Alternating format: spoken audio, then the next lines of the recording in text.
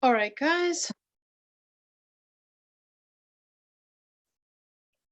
Okay, guys, so I've got this sculpture here of Lex, and you can see that I've just begun it.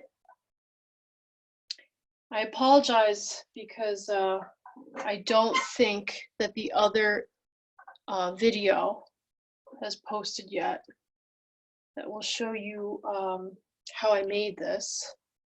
So I'm just letting you see what it looks like so far. Okay. So now what I'm going to do is we've got this viewpoint here. I want to record this from above. So I'm going to do that. All right, so this here is the above view.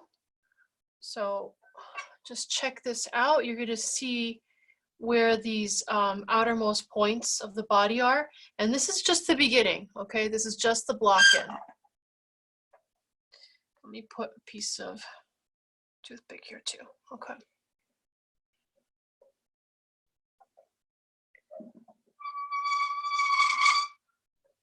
I'm gonna get this back here too.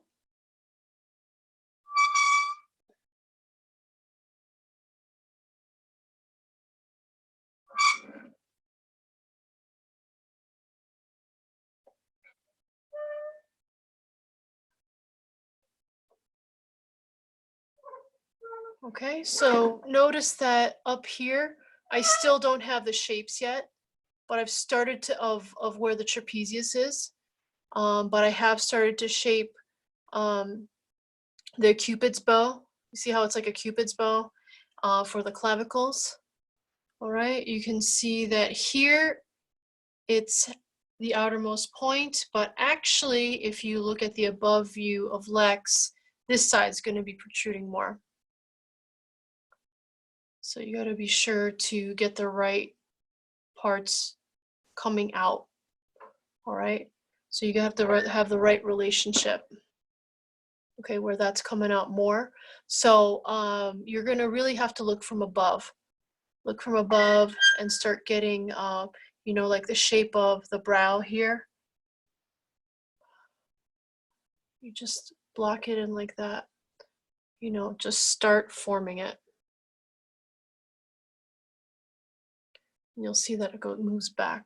Okay, so you got to work from above. Check out the shape of the feet. See that it's really working. You know, I suspect mine are still a little bit off. Okay, so this is probably more of a rotation like this. All right, so just double check everything, okay, guys? And be sure that the front part of your pelvic box is going to be parallel to the front of the base. Let's see back here. All right. And then if it's off, you have to redraw the orientation of where your pelvic box is oriented, okay? So you got to draw like a new square. So make your base wide enough that you can get that, okay? So now I'm going to change the viewpoint and we're going to start doing the real demo. All right, so now we're going to start with this demo. Since I'm not sure whether if the recorded version of the beginning of this is going to be shown, I just want to do a really quick overview of what we've done. So I blocked pretty much everything generically, except for this arm. I've got various stages of finishing happening here. I'm going to change the lighting too so that you can see hopefully more of the pieces of clay. And you can just see where I've started to put out the outermost points. So when I say that, I mean, when you look at the profile, the outermost points of the body. Here is actually a little bit, needs a little bit more flesh. Okay, but you can see where I'm starting to develop all that. So it's here, here, here. Okay, we're looking for all those outermost points. You see that this part has not yet been caught up. Okay, this part right here, it's still too deep. So I gotta look probably from the top backside to be able to get that part. Okay, so I'm gonna start.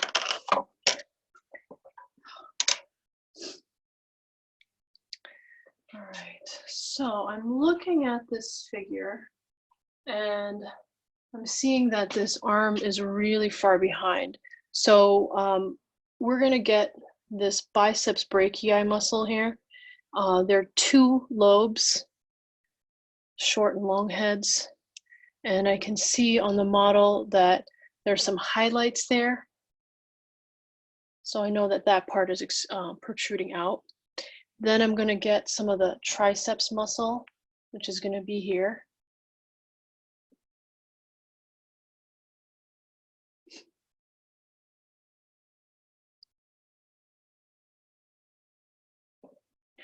I believe this elbow is a bit low. So I'm gonna just hold off before I do anything. I'm gonna just draw out where I see it from this viewpoint. Okay, see that?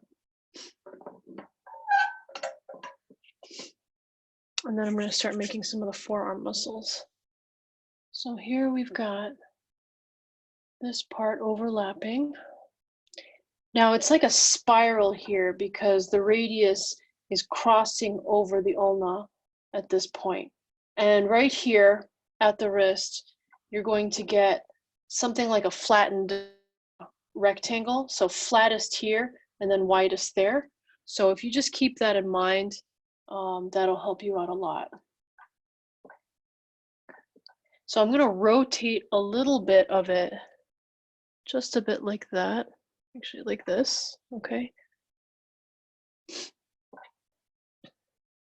And then I'm not quite sure about this hand, so I'm just gonna place some clay here and just start to put this part of the hand on.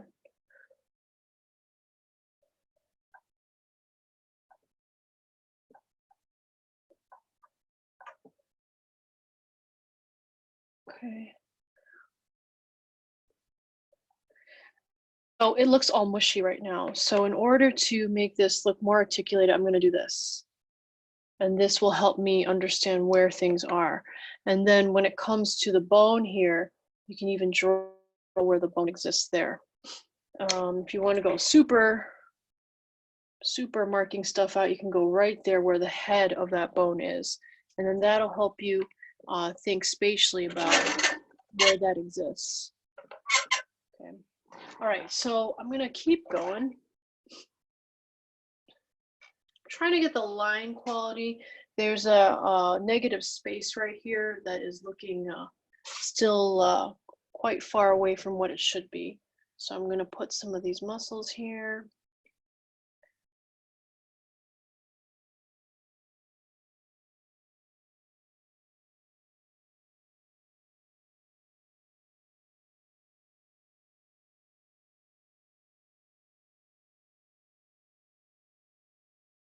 Okay, so place it right here.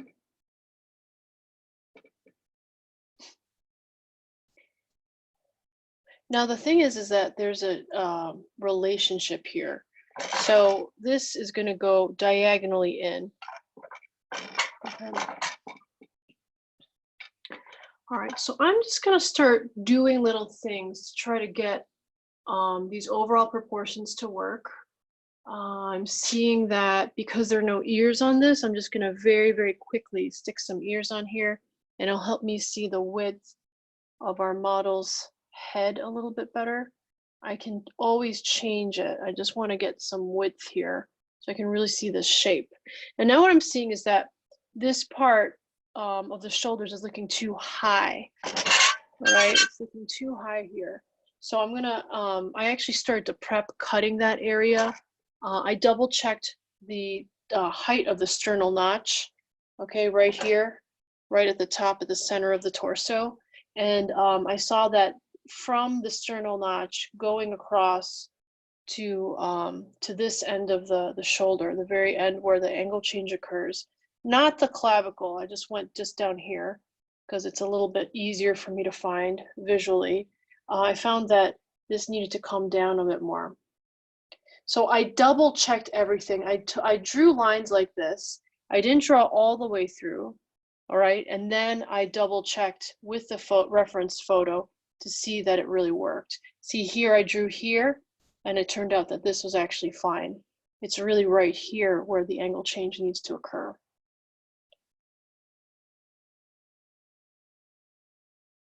All right. Okay. So now that I've changed this, this neck is looking a lot more proportionate.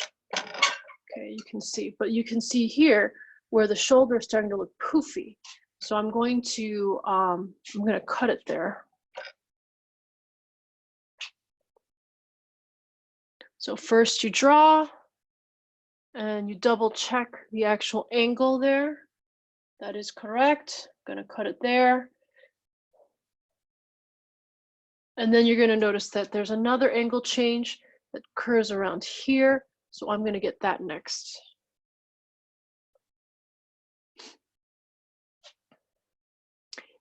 All right.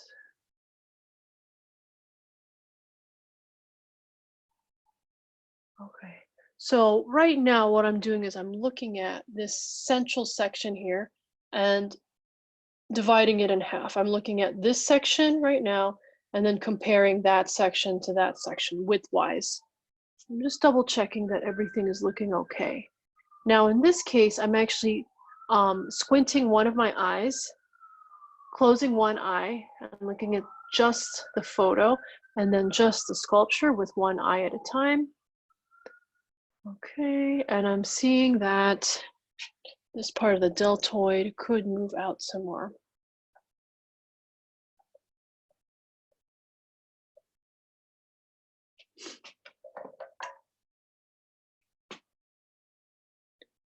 And really, if you go from one angle change to one angle change at a time, just go one at a time, you really can isolate abstractly what that exact angle is.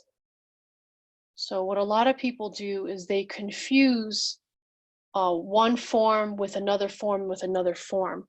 Really, you should work one form at a time. One facet of each form at a time, one facet. So you see how I just articulated these two facets here? Okay, right there. So it's just like the drawing homework. You're going to be making sure that you don't take any part of this contour for granted. Now that you know that,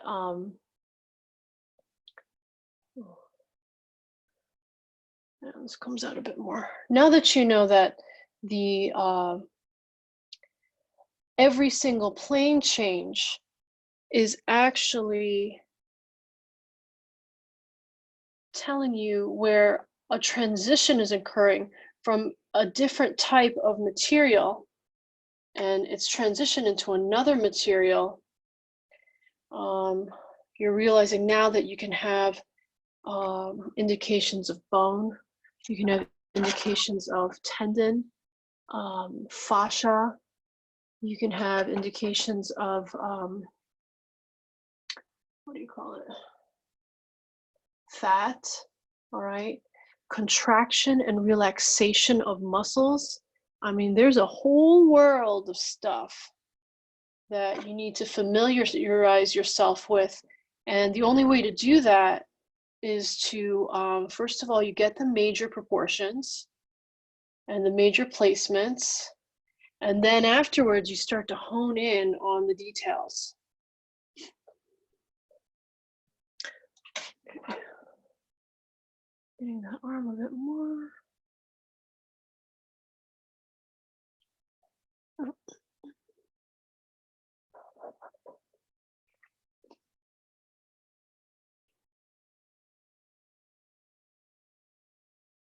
You see how I'm just pressing the clay down? Now, some of you have some pretty bumpy clay. Do not go too bumpy. There's going to come a certain point where you're going to feel you got to smooth stuff out a little bit, all right, like I'm doing right now, to be able to get enough line quality so that your eyes can relax when they see the outline. If you feel like your mind is way too nervous, like it's moving around way too much, typically it means that you have to quiet down the surface. So if everything is just all bumpy like this, eventually you're going to have to quiet it down a little bit to make sure that you can actually see the forms well.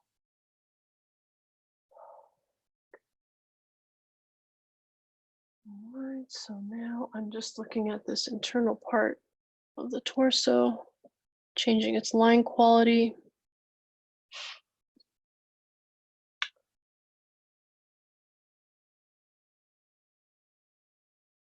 And then I'm seeing that this outermost part of the hip actually needs to move up a touch.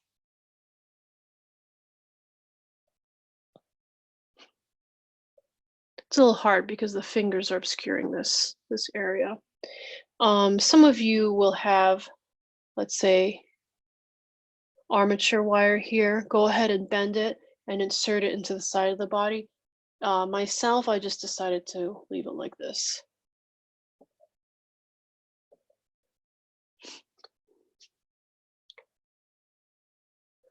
And what you're doing here is you're using these reference points as your way of finding where spacing goes. So I'm looking at where this pelvic point is and where the finger is in comparison to that.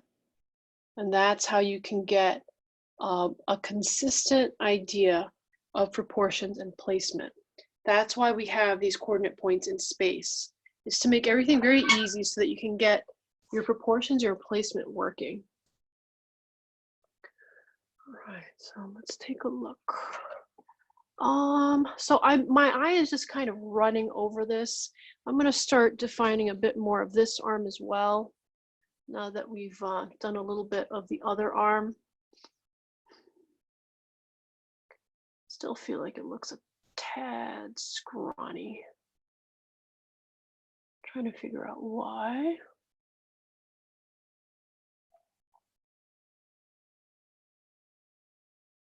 Okay, this still needs to move out a little bit. So scrawny meaning this arm looks a touch thin. So I'm going to pull this out.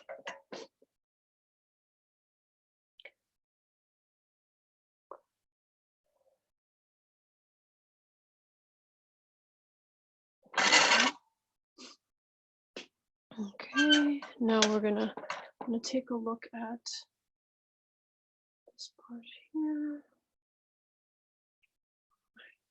I'm going to change this angle here. And I'm really just working for outline right now. Now, eventually you're going to get to the point where you can integrate looking at this kind of profile right here and then turning it right away and then getting the placement of the outermost point of that area there. But for now, we're just going to go for a basic outline. And then afterwards, you can shift where that outline goes. All right, so I'm just going to keep sculpting.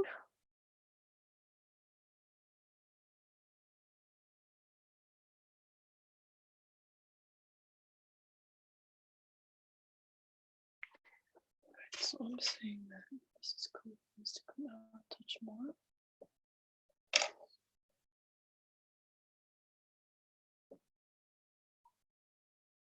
So this is the ridge of the iliac crest. And I'm going to make sure that I really sculpt this part out, because the bathing suit is pulling against the iliac crest here and it's compressing the flesh, and I want to be sure to get that part.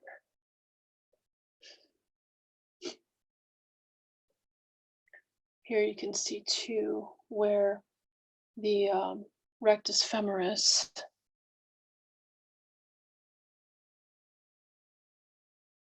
is creating this shape.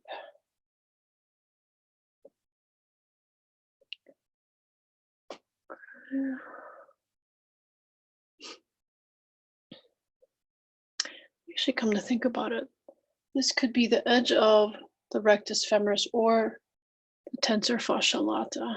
It's kind of an in-betweener place right here. This point is where you're going to get the sartorius muscle. Okay, so you're going to get this kind of depression here. Same thing here too. It's going to come in this way. And then it's going to create this shadow area. That's the sartorius. It's going to come around here, and then it's going to come around to the side and of the knee.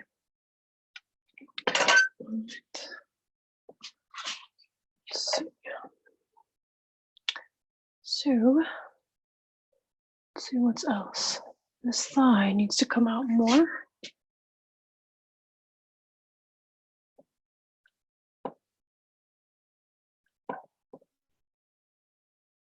So right now, I am making the tensor fascia lata right here.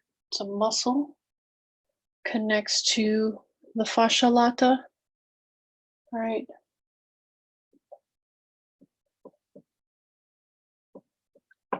Now the hand's obscuring this area, so you can simply just do a simple shape here.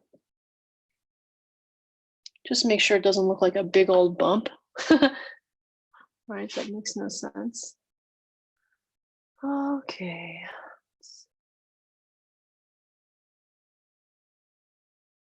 Let's see, does this still need to come out a bit more?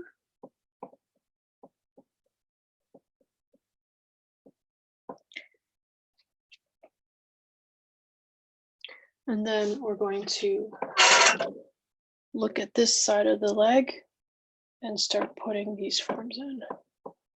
Now, when I look at the 3/4 profile, or excuse me, the 3/4 view, that's what I'm going to be seeing here. I'm going to be seeing where the highlight and the outermost point is in this area, part that's protruding the most towards me.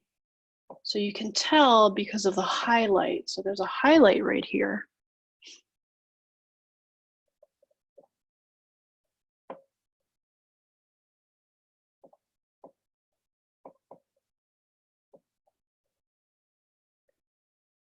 Right, and then it's going to hang a little bit more. So while I'm at this 3/4 viewpoint, I'm going to do as much as I can. You can see that there's a gradual movement here. This middle finger, we'll just stick it in here for now.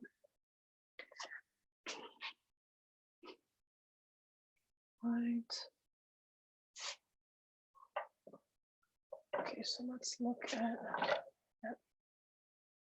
that leg again.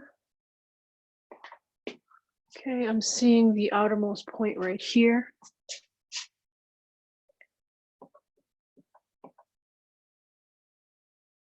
So I'll make sure that it's there.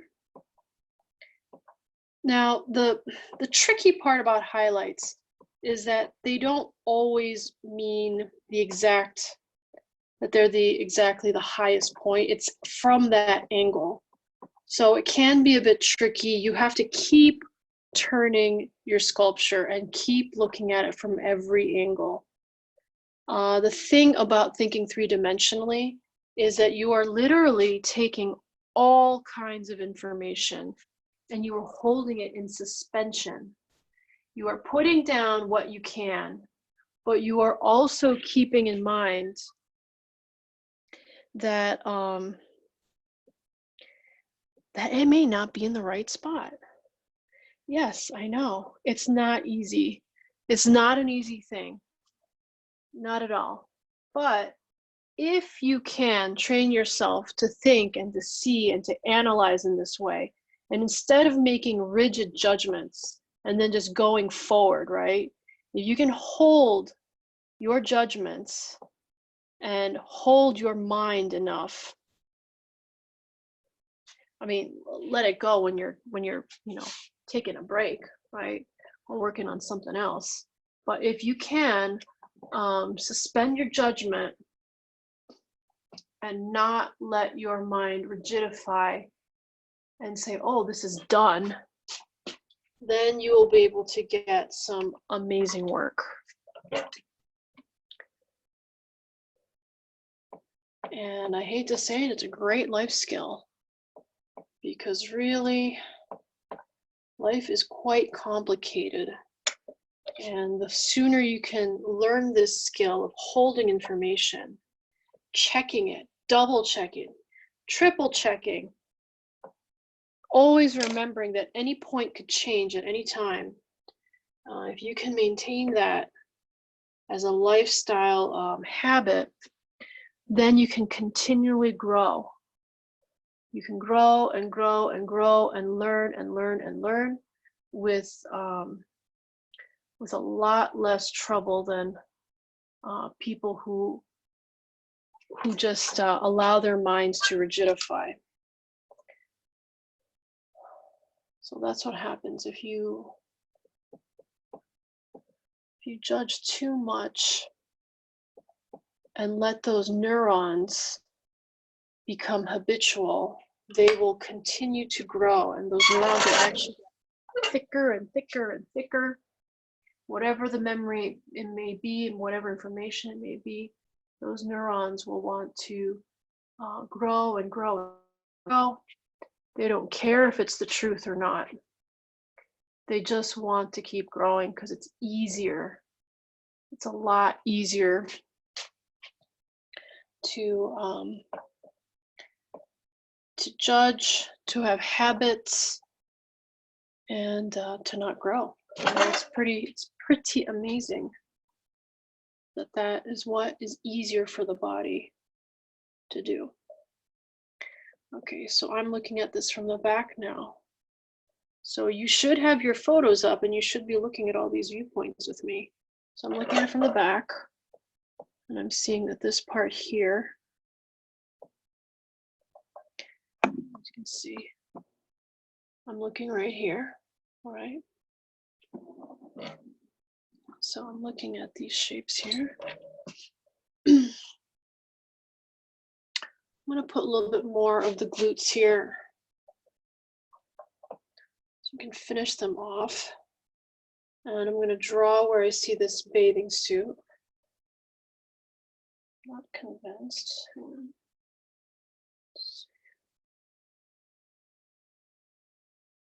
It's got to go a little lower.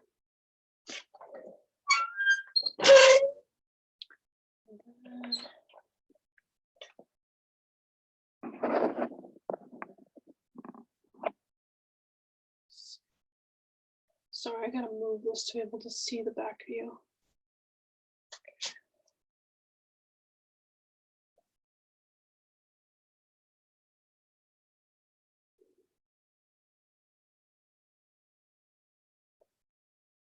Okay.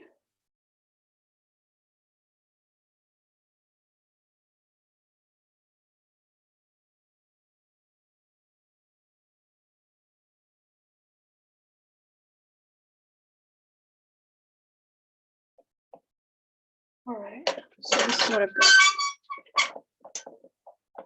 Okay, so I just drew that bathing suit part. And now I'm going to build up some of this back area right here. So I'm actually kind of spiraling. You know, I've been, I was working from the front. Now I've worked a little bit here. Now I'm going over here because this actually is quite far behind. So I want to work more on this placement here. So I'm looking at our model from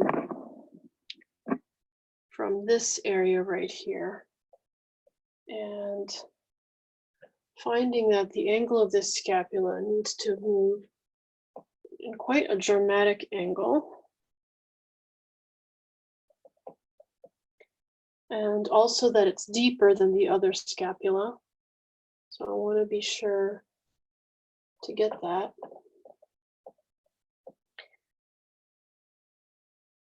Now, when you go, so there are multiple above and bottom viewpoints. You want to use all of them because when you look from above, let's say like from this angle right here, all these shapes are going to be lining up differently. And then when you go from here, look with your eyes going this way, all the shapes are going to line up differently. They're all going to indicate these various relationships, and you need to check all of them. Yep, yes you do. And when you get in the habit of doing that, your mind will start to create a three-dimensional nexus.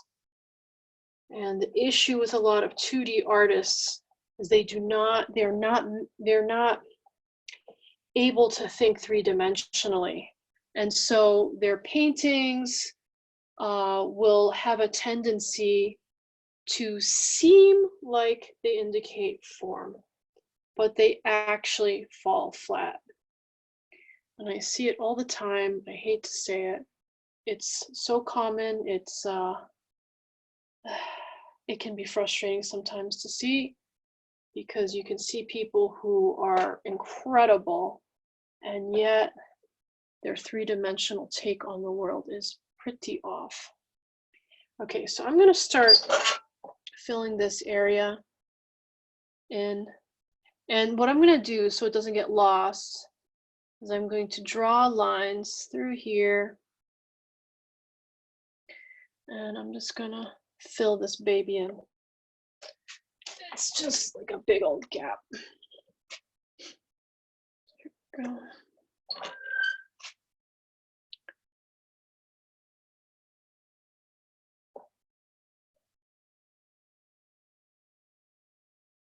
Okay, so I know that the outermost point of the body is here, right here. So I'm going to compare when I look at the above view. You see, this is the outermost point right here. So from there, I'm going to say, oh, that's so much more in. Okay, so you're going to compare this outermost point and then say, oh, it goes in more.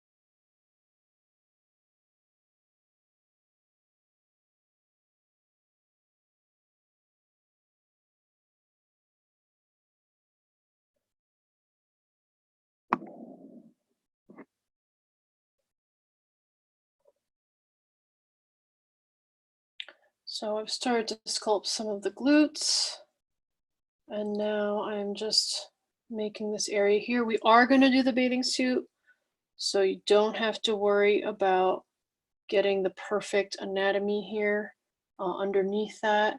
I will sculpt it for you so that you know what the sacrum is like. So the sacrum, it's going to be like this. The orientation is like this. And actually, you know what? From the front, I actually lowered this. So let's lower this now before I forget. So that is not as high. It's going to come down lower. All right, so we're going to get this movement here. Yep, that looks about right now that I look at the photo. Okay, so the this sacrum area is this triangular area here, and it's actually kind of moving out. So it's kind of like a tail, believe it or not. It's like a vestigial tail that we have. So just imagine that this little baby tail right here is sticking out at you. Kind of funny, huh? We think we're so sophisticated, but we have these little baby tails like little dogs. Okay, I'm not saying dogs aren't sophisticated, but you know what I mean. All right, so this is going to be angled backwards. So this all depends on the tipping of the pelvis. And because this pelvis is like that, we're gonna make sure that this part right here is protruding forward. Let's see from the side. All right, you see how it's moving back? Okay. So from there, we're gonna have the glutes, which are actually compressed here. So you can see the outermost point here. And from what I remember, this shape actually needs to move down more. So we're going to get this down here too.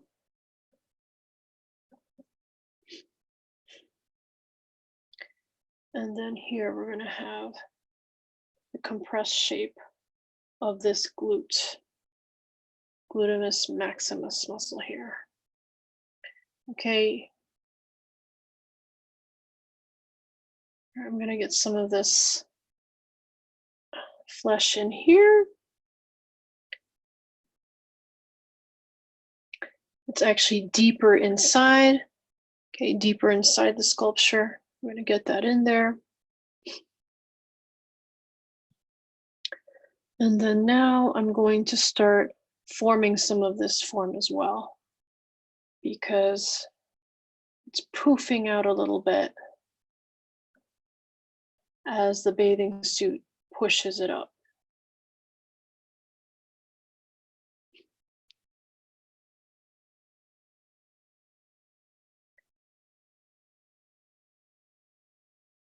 Okay, I'm going to turn it a little bit so you can see what that's like.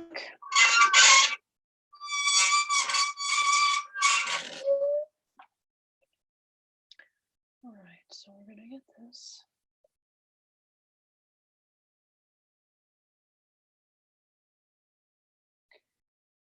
I'm going to change this line quality of the hip. I'm going to add some flesh here that once again is compressed.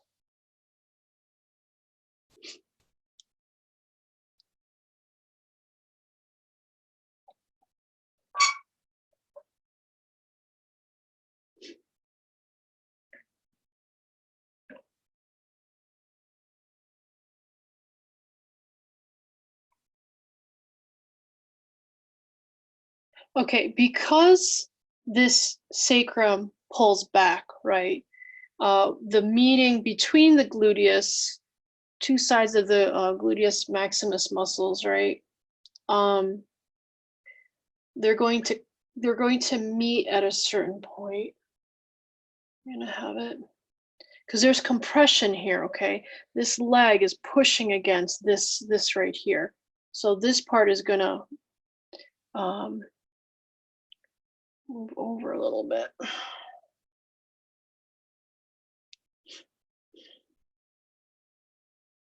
We're gonna move this down.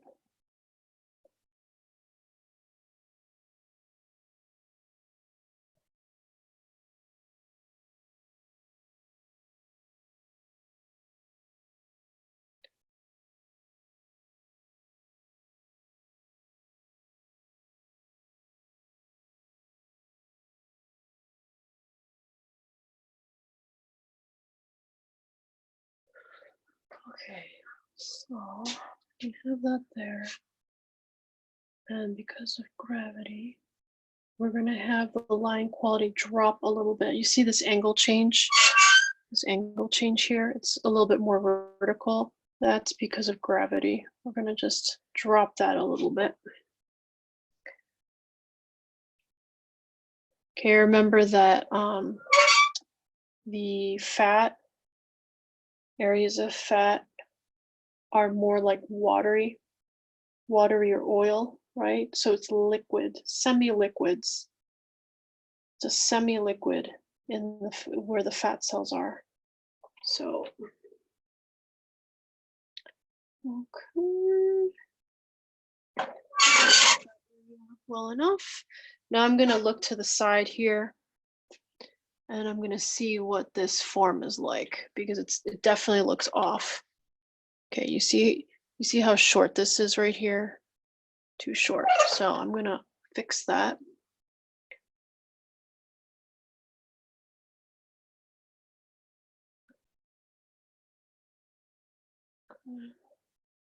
It's going to come out more here.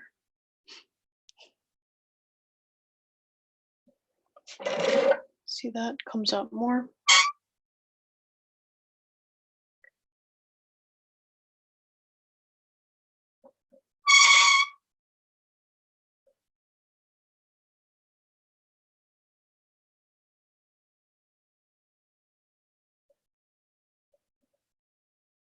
All right.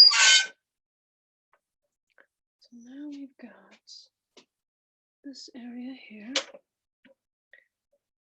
Now, I can tell by the shadow shape that this part moves in more.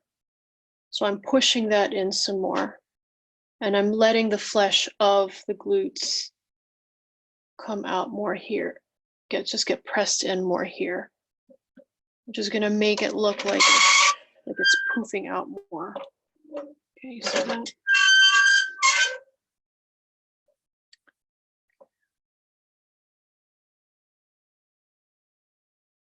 All right, so this is in shadow.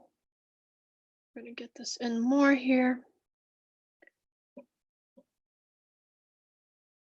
And now you can see that in this area, there's this form here.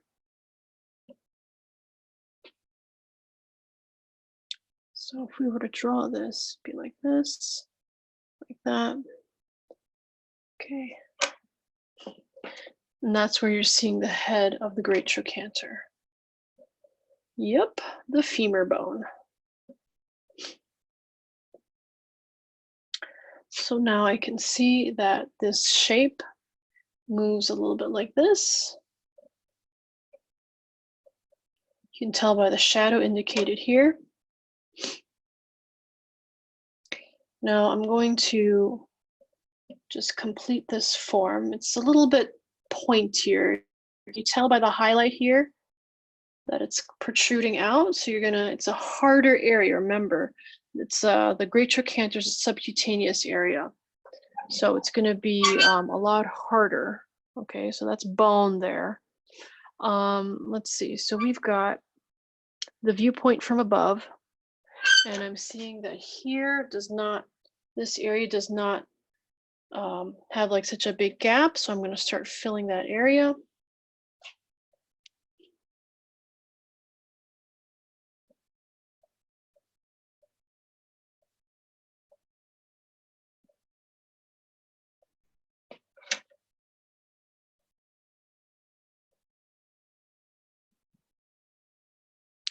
Like reaching out blindly as I look at the photo.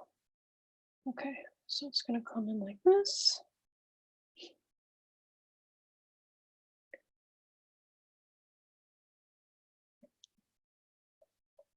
All right, and then the forms are going to get a little bit flatter here. So this is where the fascia lata is. It's a depression here, actually. So you got to draw that in. Right now, I've got a very skinny profile of the leg. So I'm going to start filling it out.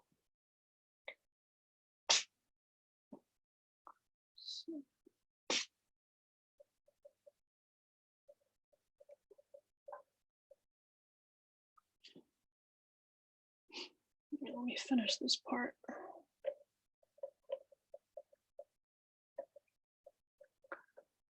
All right, now we're going to get this back muscle, the hamstrings back here.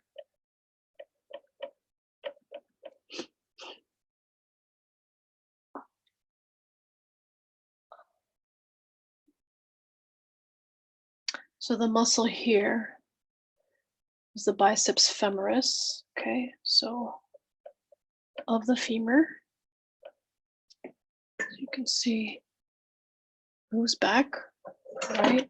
And there's a definite specific place where it changes angle. And then it turns into tendon right here. So the belly is here, that's the belly. And then the tendon goes down, that moves that way. So I'm going to start sculpting that part too, this belly of the biceps femoris. And just remember that where there's tendon, you're not having contracted muscle. And the tendon is like a hard plastic cord. So it's going to get tight and hard where there's the tendon area. Okay.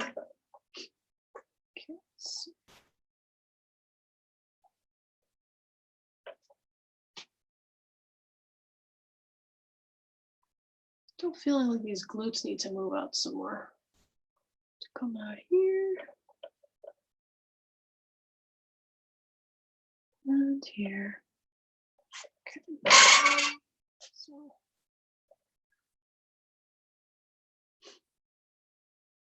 I'm just going to keep moving with this. You can see how I'm looking at things. I'm looking at something from the side. If it doesn't work, start adding more. Here I'm seeing that the form of the glutes wasn't working from this side, so I added more clay here, and then now I'm double checking the placement of it from this side right here through the highlights. So now we're mixing viewpoints. You can see that that things are starting to fill out more because of it. Okay, so there's a muscle here. Okay.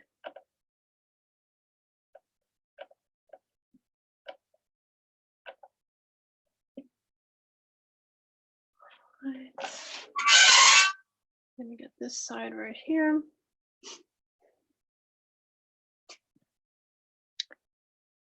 Okay.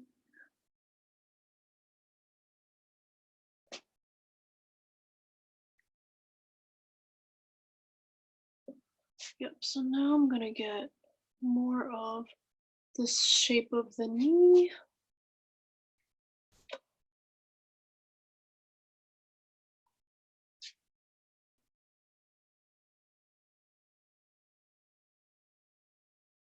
And the knee is always tricky. If you don't pay attention, you won't be able to tell whether if that knee is relaxed or not.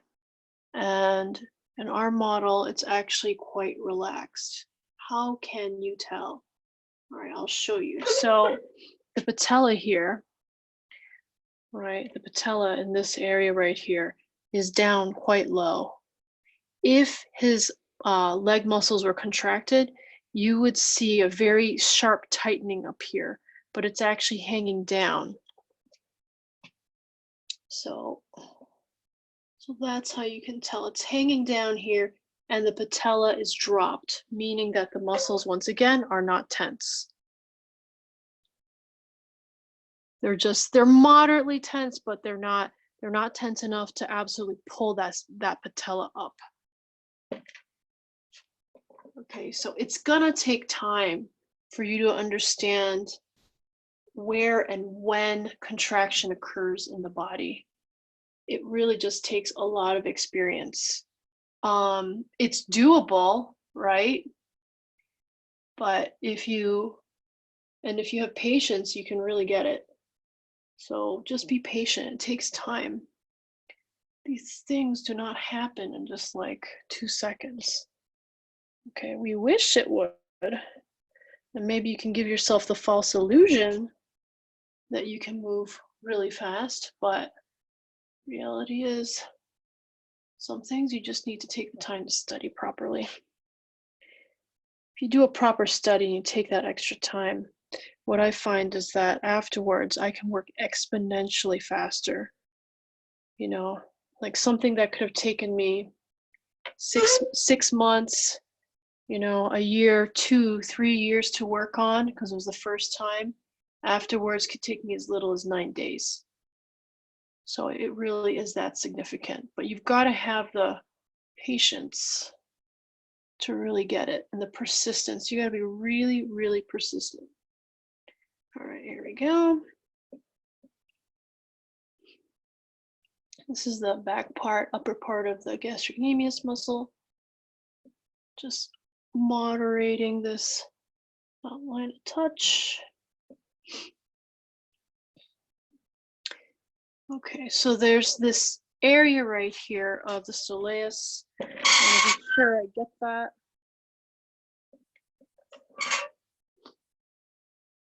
So the soleus is arranged over to the side here. So it's kind of like over there. It's not like when you look right behind the heel and it's directly, you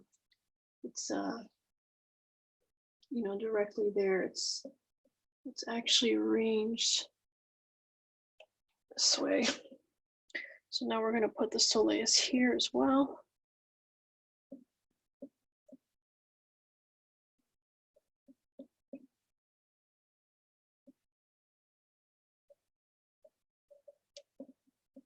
Okay. All right, so this gastrocnemius, this inner part of the leg is looking wonky as all heck. So I'm gonna really work on that. It just is really behind right now. So now what you're doing is you're just scanning your eyes over the body to double check where things are behind.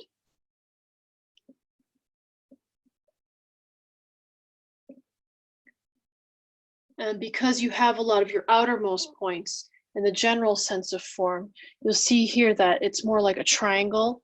So the widest points of the leg are on the side here of the gastrocnemius. So double check, right? Because one lobe is it's actually a little bit more like this.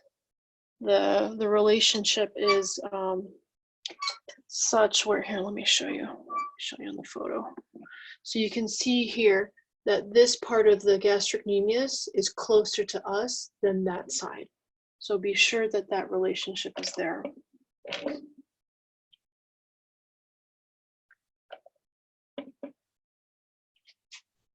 And always check from the sides to correlate and be sure that it really works.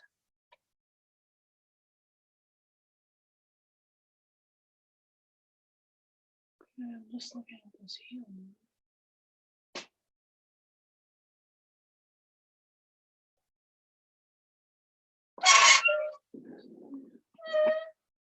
There we go.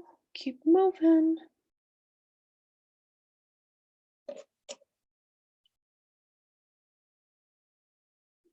Okay, so I hope this is making more sense. This is going to be the last demo for this sculpture. And I apologize if, once again, that other recording didn't come through. But hopefully you can catch up. Because you've been seeing the other model demos.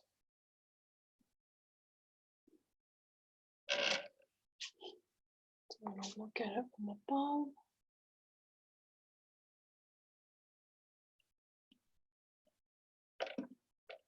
And I just pressed this area in. I just pressed it in because this part is really protruding out more, and I want to make sure that from above there's this relationship here. Okay. All right. Okay. So next is this other leg.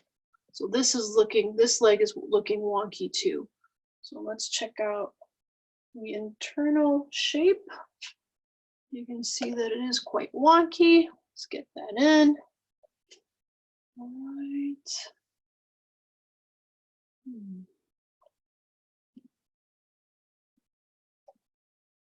going to get some of this heel in.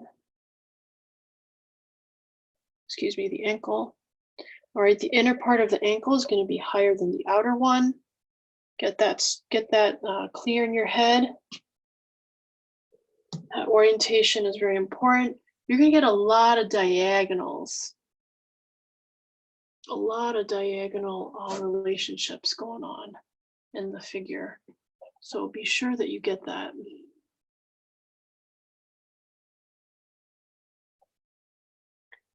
Now, the white points that I put on these photos behind the knee, that's where you're going to get where the line behind the knee exists.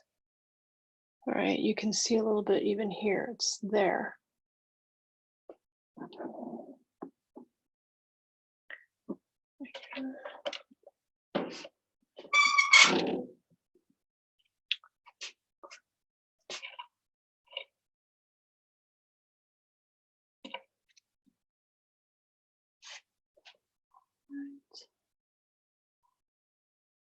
Okay, I'm seeing that this angle is a little bit off, so I'm pushing that in from the back.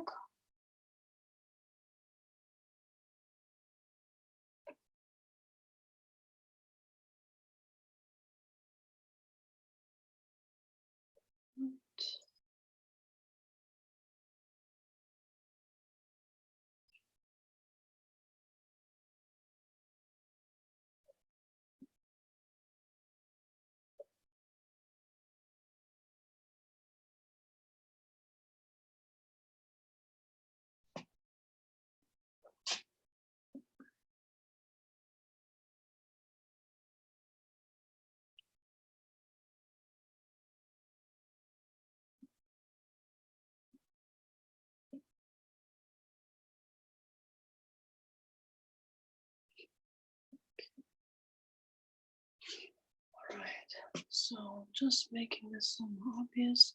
Okay, so this tendinous area, excuse me, this part of the gastrocnemius muscle, you can see that it gets a little hard here. The form gets a little bit harder. You can tell because there's a very definite shape to the highlight there. So I'm going to just make that a little bit more concrete, and then I'm going to transition this shape in.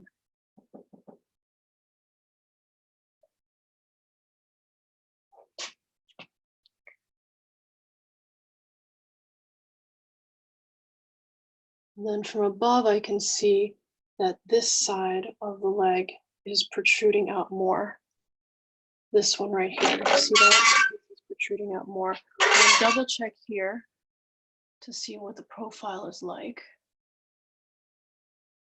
And I'm seeing that it just needs to get padded in a little bit more. Okay.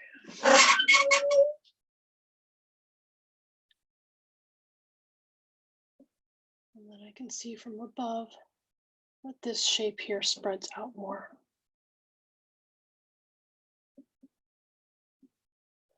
So now we're going to define this area right here.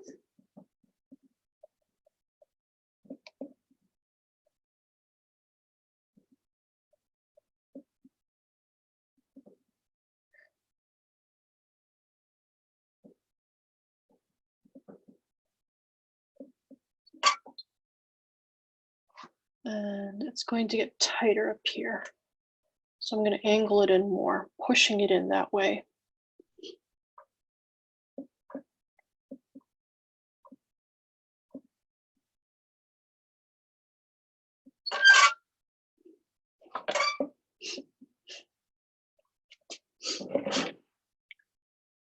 And I'm going to redraw this area.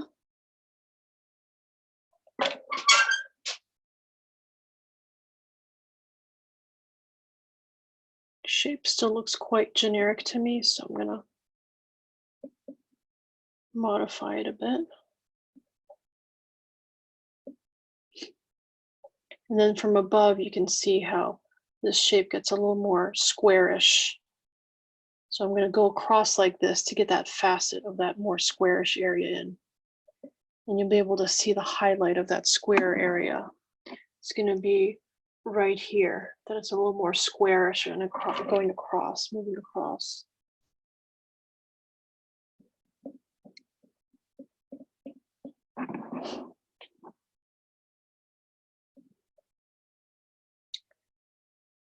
Okay. And then transition into this.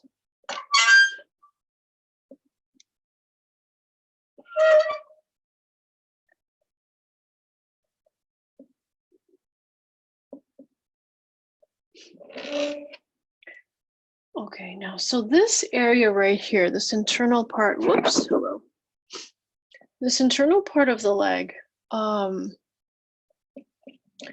has a definite shape. So the outermost point, if you look at it, you can actually see from this viewpoint right here.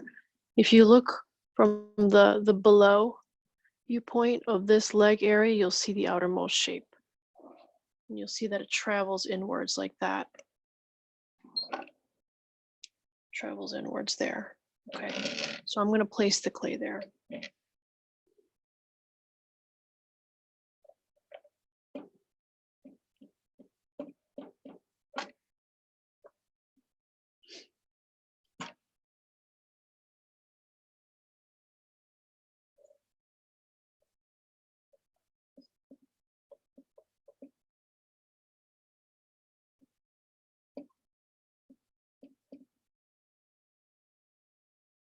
Okay. So I'm going to take a look at this viewpoint because there's a lot here that I haven't been able to get because of the elbow. See the elbow blocking this side of the body?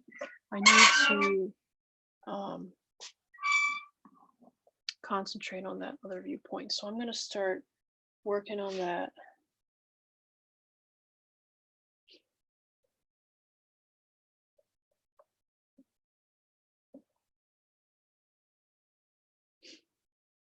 Okay.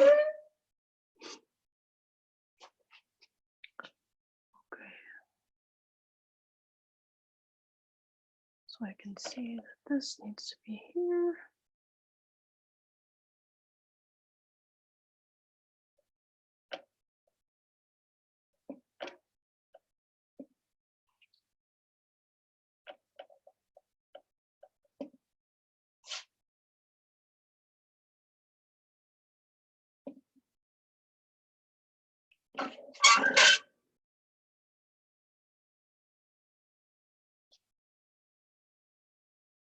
Okay, I saw that this area looked a little flat. Okay, it looked a little flat here from the bottom. So I added some flesh, and I'm seeing from the side view that it's it also needs to fill out here. Right.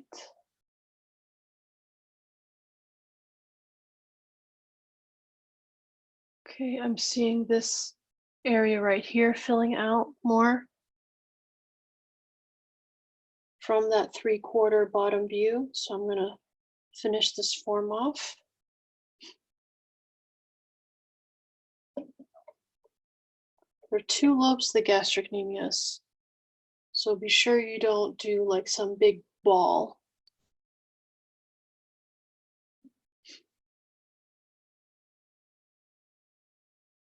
And this area of the soleus, it's going to seem a little flatter, but also a little curvy, just a bit. So it's going to be, this is the front part of the triangle is going to be here. If you put your hand here, and then you're going to feel it spread wide at the gastrocnemius here. Then as you slide your fingers down, you're going to find that the back part here is going to get thin and skinny. And then the front is going to be wider. The front of the foot around the ankle height is going to be getting wider and open up.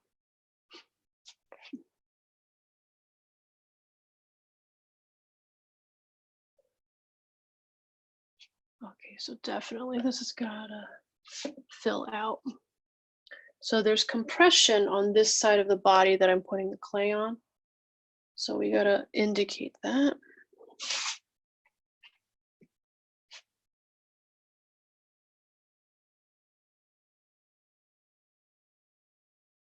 And I was just ducking down just now to see what the real angles are here. Once again, when you use reference photos, you've got to be sure that all your perspectives are working properly.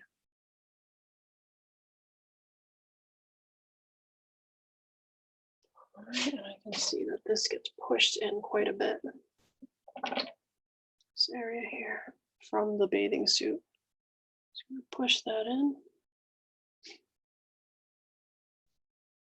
And then the flesh is going to pop out on that area.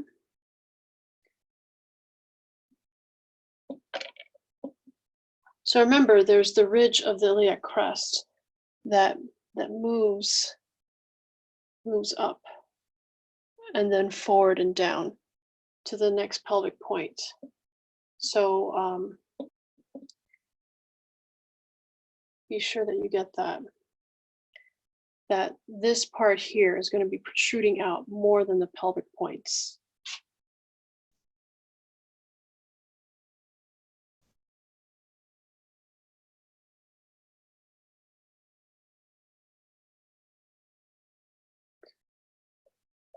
All right, so this is a really weird area.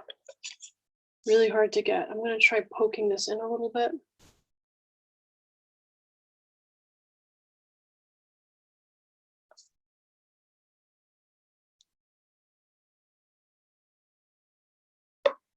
Okay, so I see a plane change occurring here.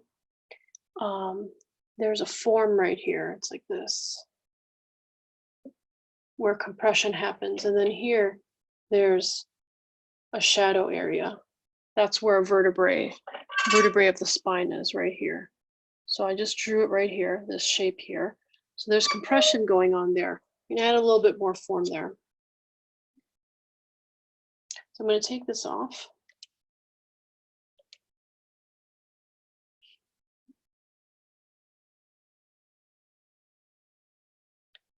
So I typically like to roll form on, but if you can't, then wipe it across, wipe the clay.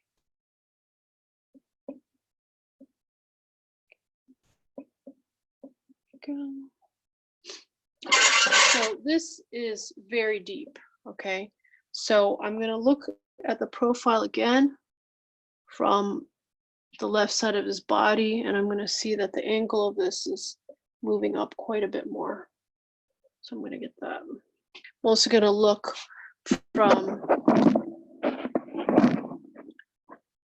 from this side as well, what that shape is looking like.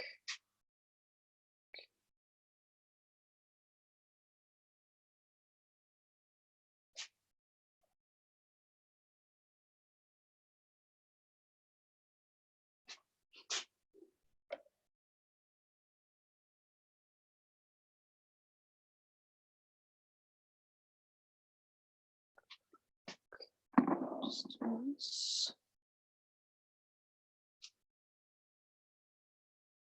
I'm seeing that his thumb comes here. See, I just added some little thumb right there.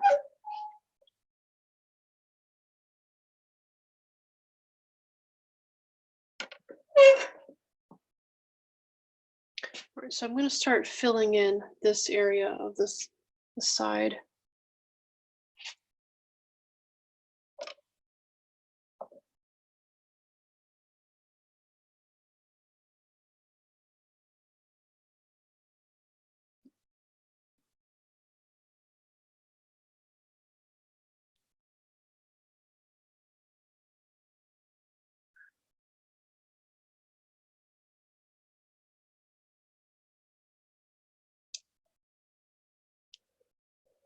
Okay, I'm just forming this a little bit more specifically. That ridge of the iliac crest.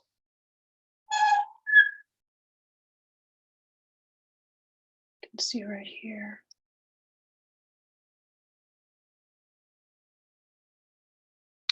So this part is way too high. I'm going to push this down.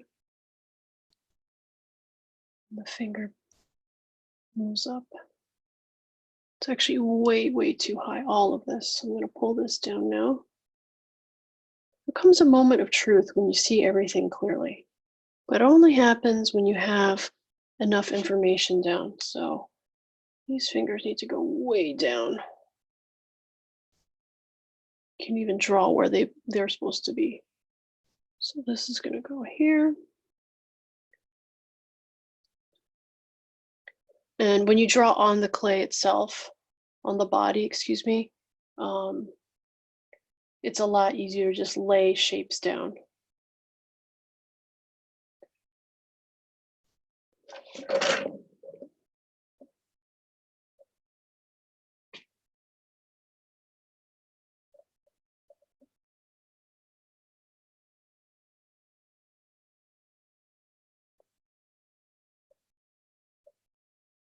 You can see here too, from this perspective, how freaking short this is. It's ridiculous. So you see how I've rotated this so that you can see the flat plane of the arm so that it's facing towards you. So you can really see the length of the parts. You see how short that is? That's freaking ridiculous. So we're going to move it down. All right, so there's armature right here. So I'm just going to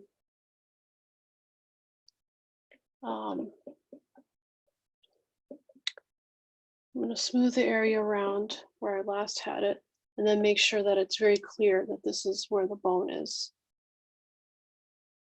Then I can just draw where that is. Okay. Looking better. Right, still this needs to come away more.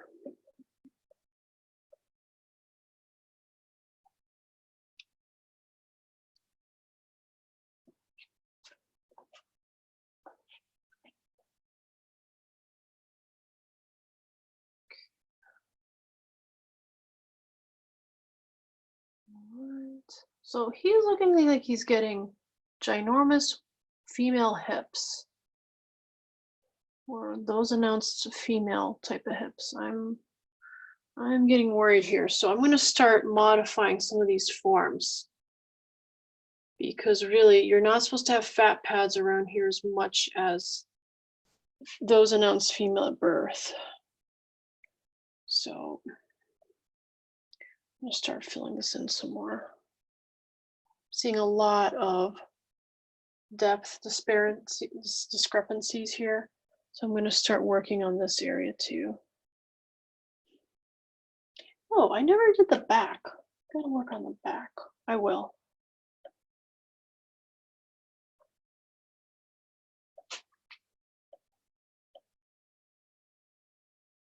Oh, well, I was wrong. This part is supposed to go farther forward. What the hell was I thinking? Okay, let's see.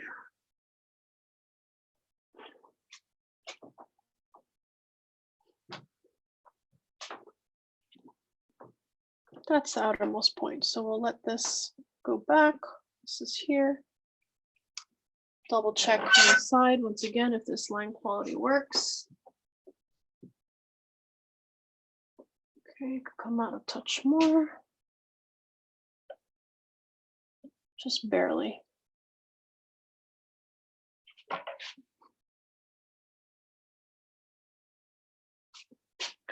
So there's a little bit of belly here. You see that little belly change right there. Then it changes here again. And I'm gonna let this right here. All right, now the genitals. Most people can get freaky about genitals. I don't know why. It's just a part of the body. Gotta get over it. So incorporate those shapes as well, so that doesn't fall behind. Some people absolutely ignore the genital area. And you know what happens? They get their spacing wrong. So we don't want to have that.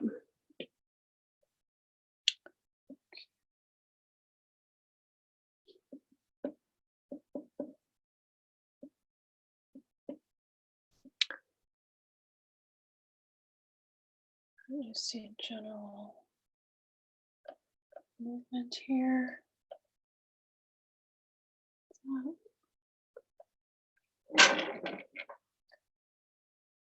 going to keep drawing the bathing suit part.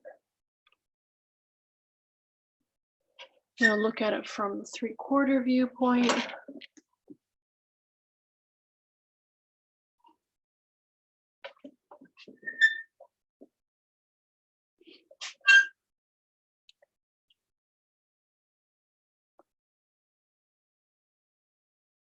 Go look at it from the front.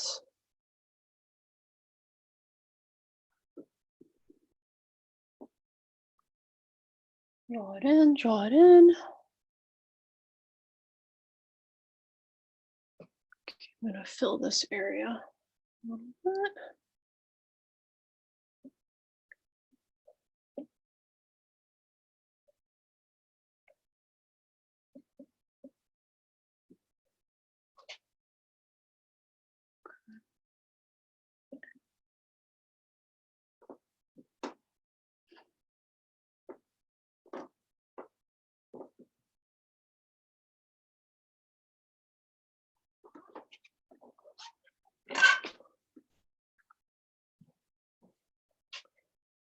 Draw this area in as well.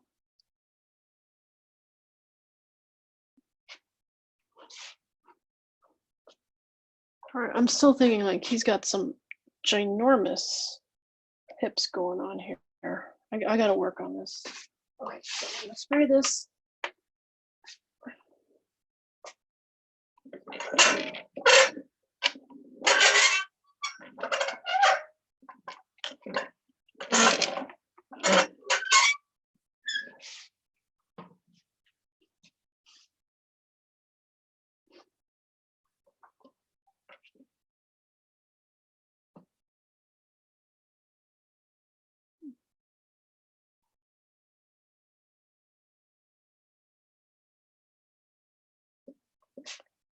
All right, I'm seeing that. So this part of the gastrocnemius is much more forward. If that makes sense. It's more on this side of the leg.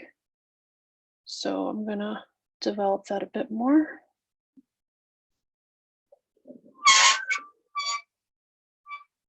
I'll look at the back view too to make sure that it's actually working.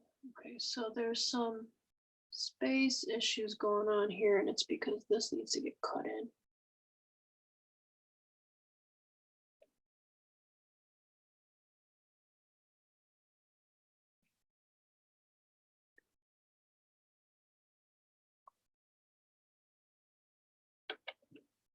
Can you even see this right? I'm sorry, guys. There you go. Right. This tendon back here is actually thicker. It's like thin, like a little razor right now, so I'm going to thicken this up.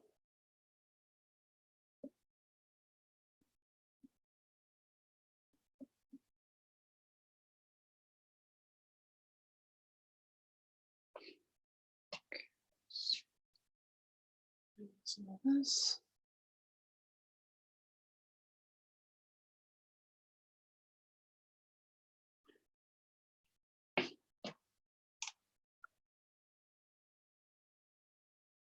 All right, so some of this gastrocnemius back here, I'm gonna let it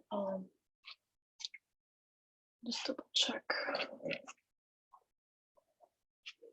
All right, so this is looking deflated and strange. So I'm gonna work on that. Okay, gastrocnemius needs to come back out here.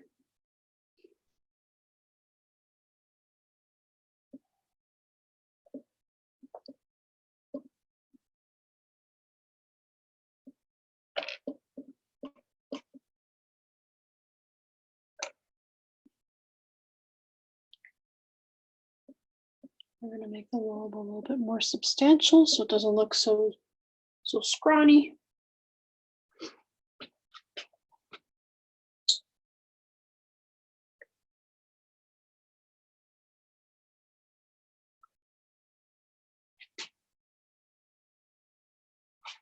So this part here is looking like it's extending too far out, so I'm going to push that in a bit more. It's a little bit thinner than that. Got them a little too paunchy here. Move this part in. And in the meantime, I'm going to kind of define the this part of the rib cage that I see. See these ribs right there? Okay.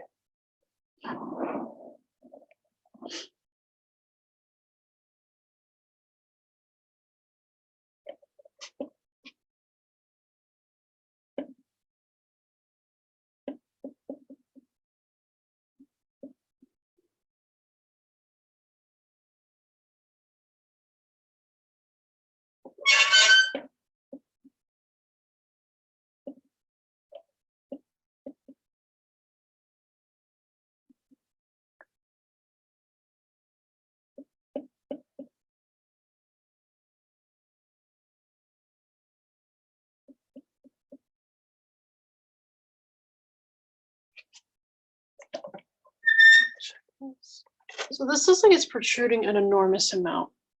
I cannot see where the pelvic point is on the right-hand side of the body. I'm going to presume that it's a lot farther to the front than I have it. Because this is looking way, like it's way sticking out. So I'm going to pull this pelvic point forward. Now, when you move such an important landmark, you want to go for a perfectly horizontal cut and then a perfectly vertical one. And what will happen is that you will be able to, it acts like a little, like little coordinate marks. Okay, those, can you see it? Is that better? I can't see, oh yeah, you can kind of see it. So I'm gonna do it darker. like this, and then like that. And now when I want to make it thicker in that area, I can just put a little ball of clay, move it forward, and still be able to see my marks on the sides. All right, I want to check from this side to see how it is. Okay. This side here seems a little bit better.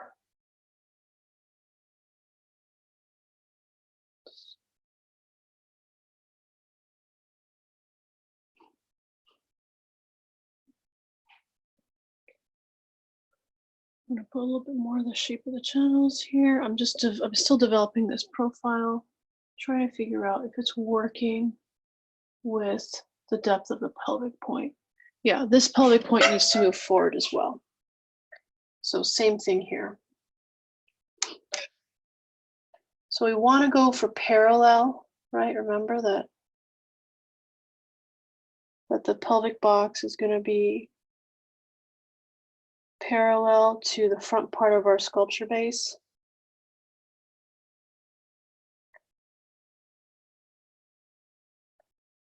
Go.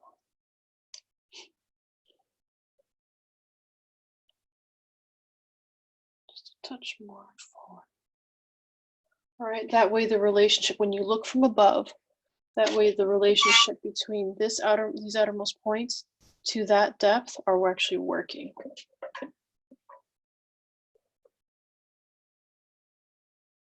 Yeah.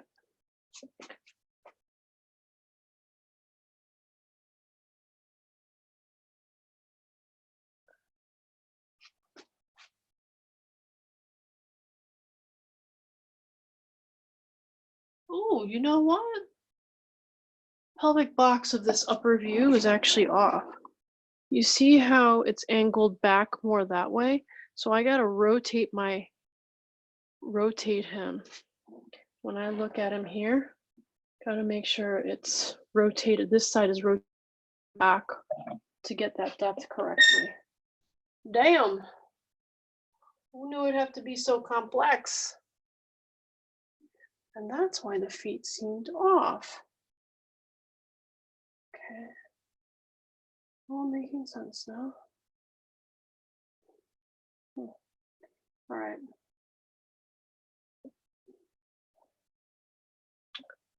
So it's like that.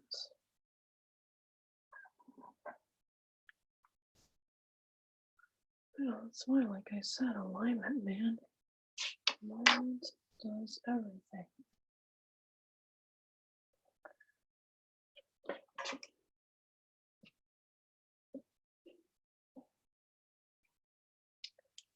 Okay, so here we go.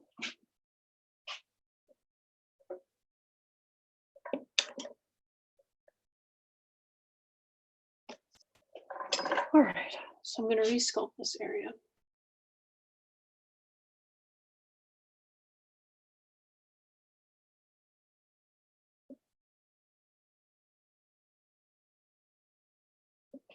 And I can stick this back where I see central point. With the little bullseye right there. And then I can move this plane farther forward. This area right here.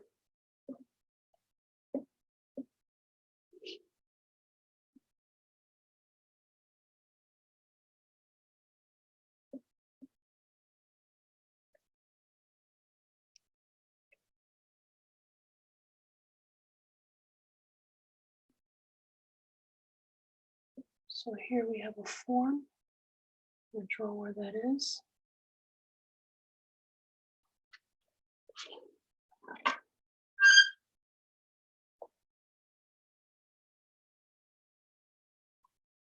I'm gonna round that out.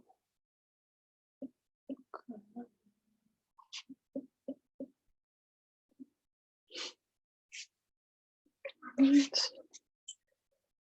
Let's get more of this leg because this is looking so strange. I wanna work on that.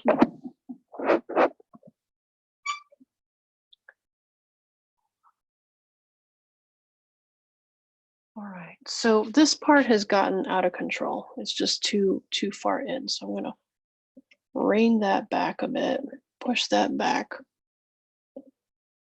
Now, if this is like really thick, you may have to scrape it off.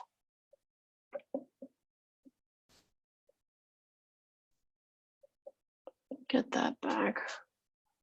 And then this part of the vastus muscle that supports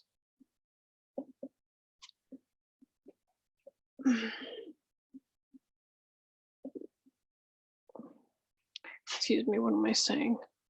This is not the vastus. This is the sartorius. This is the sartorius right here. Remember this? This baby right here? Sartorius. This is the sartorius right here. So we're going to add that.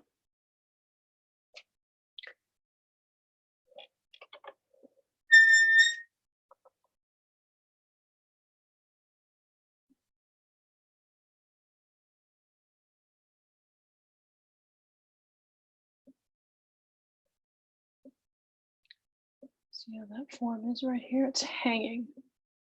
I'll let it hang.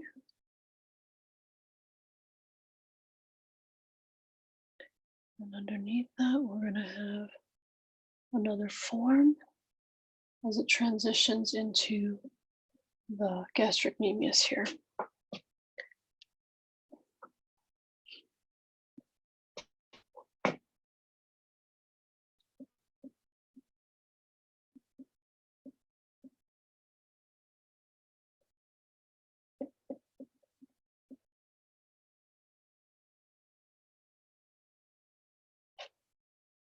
Okay, so that's the form. Transitions. Then we're getting the medial plane of the tibia here. Remember, that's a reference, subcutaneous reference area. Okay.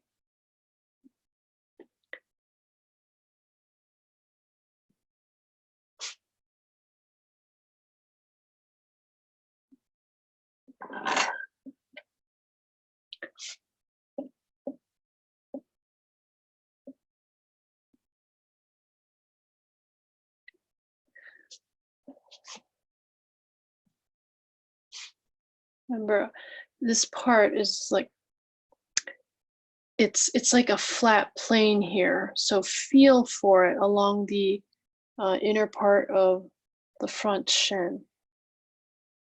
You'll find it's bone right there. Knock on it and it hurts.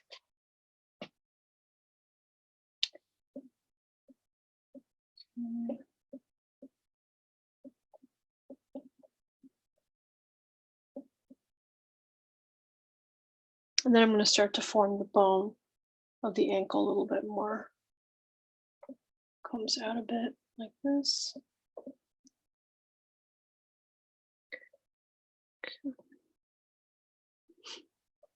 All right, check forms of the leg again. Yeah, this leg is looking a lot better, especially that part. I'm seeing though that this part is going in way too much. It looks like a rabbit's leg or something. So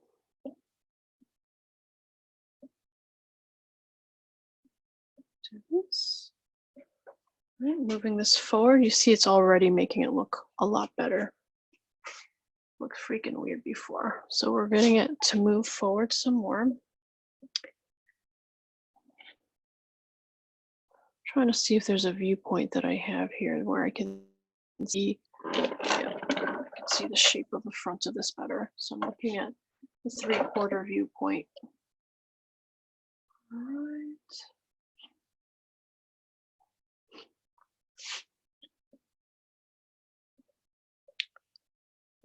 So there's the anterior, I think it's called the anterior tibialis muscle here. What's it called?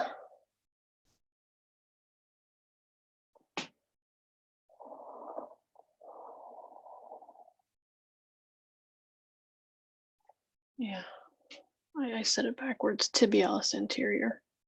Okay, so it's going to be here on the other side of that medial head of the medial surface of the tibia. Okay, so it's going to feel like a little lump right here, and it's going to protrude beyond the medial surface of that tibia. Remember, medial surface right here. So the tibialis anterior is protruding and bulging in front of that. So feel that on your leg.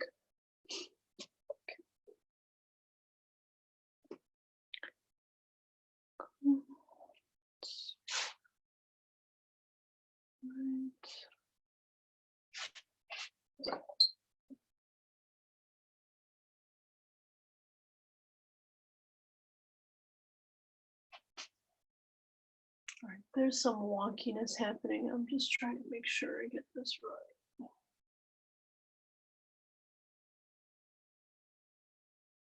Okay. So this right here. Comes up some more.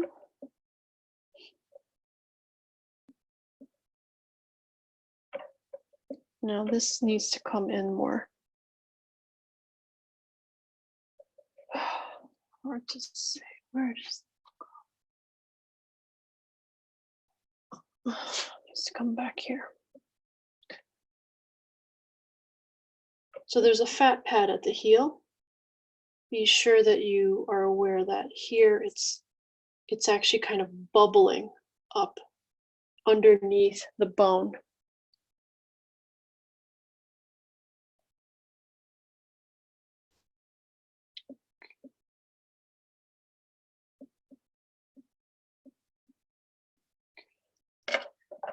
See that? It's protruding out. See that? It's protruding out here. Okay. So that's that fat that I was talking to you about. The fat pad underneath the toe. All right, here we've got 4 toes, and I don't know how that happened. I think I was moving things around and this baby got squished. So let's be sure that we redraw these toes. So there's enough space to have 5. You can always do 4 toes if you want, but not for this model. Okay, another model. Okay, so here we go. Okay, so this foot, right? There are plane changes that happen. So what you can do is you can literally go like this. You can start to define the plane changes. And then here at the end, toes typically will tilt upwards. So let's do that.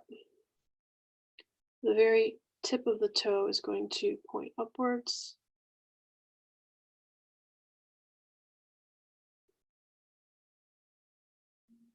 Okay, because there's like a little fat pad underneath the toe. All right, and this joint is going to move up. And then here, this is going to come down a little bit.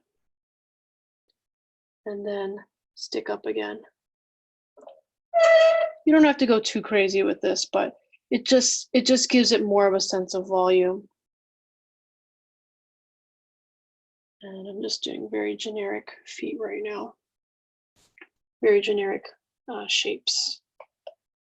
Okay. So another thing too is that out here, there's a bone. I want to be sure you get that shape. Protruding out. You can feel it on the side of your foot right here. It's going to be poking out. And then there's going to be a plane change that goes inwards. And then the toe will come out again like that. It all depends on the person's shape of their foot. But in general, that's what it's like. And you have to think too, people keeping their feet in shoes. So depending if they're someone who's lived out in the rainforest for a long time, or someone who's been wearing the kind of shoes that we're used to, you know, like sneakers, trainers, stuff like that. Even the toes and the feet will look different.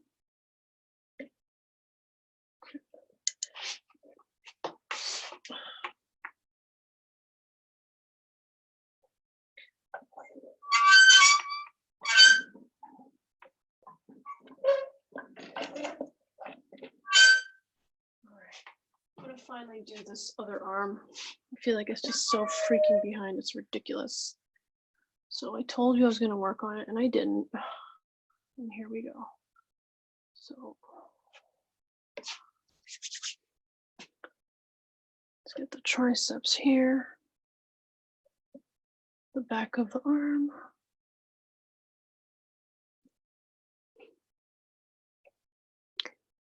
Now there's the plane of the scapula. Plane of the scapula is going to be angled like that, angled like this, against the rib cage. Just always remember that the scapula is resting on the rib cage, and so its formation will be in relationship to that.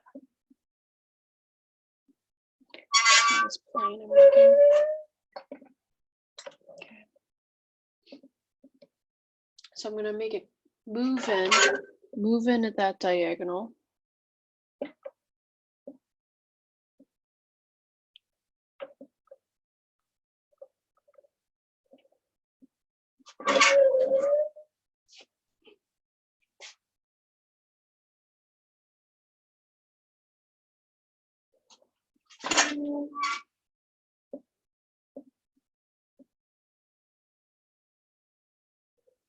And then the way to really see this relationship is going to be from above.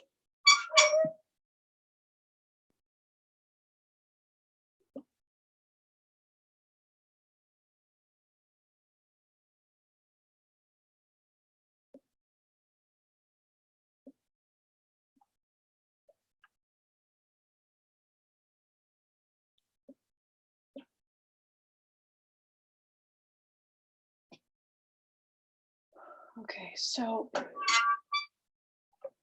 there's the latissimus muscle that wraps underneath this area right here. So it covers the tip of the scapula.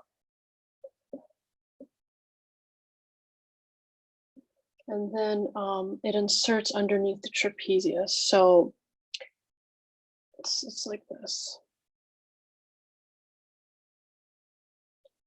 So it's like this.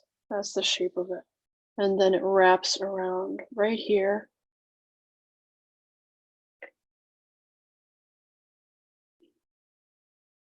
Ends around here. And here you're going to see it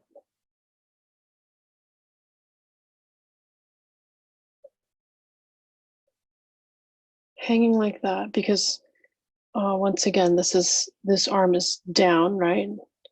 So and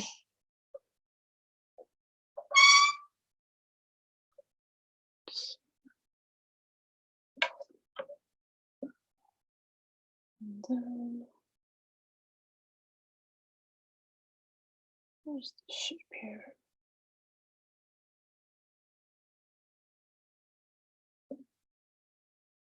Okay, so the latissimus dorsi, if you think about it, is going to be hanging out.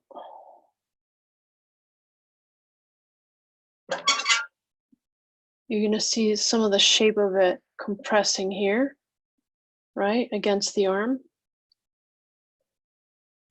And here, I don't know how well you can see it, but right here, it's hanging. It's hanging a little bit. There's a little bit of a form there. I'm going to add that.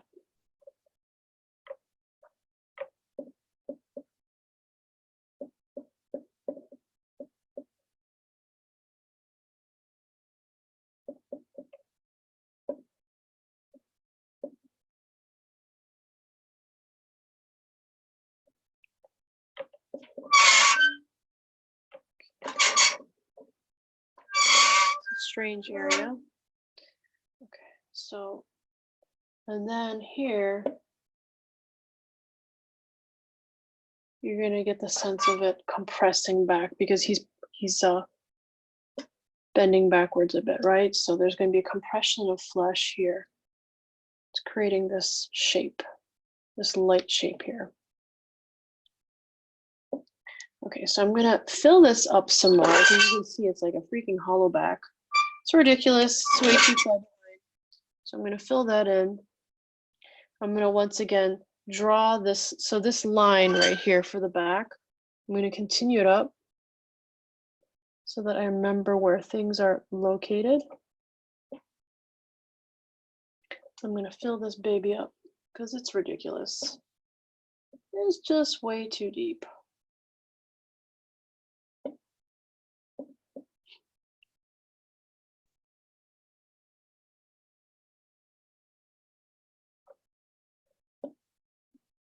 So now we're thinking, when I'm putting this in, I'm thinking about the shape of the rib cage, okay? The shape of it. So it's right around this depth.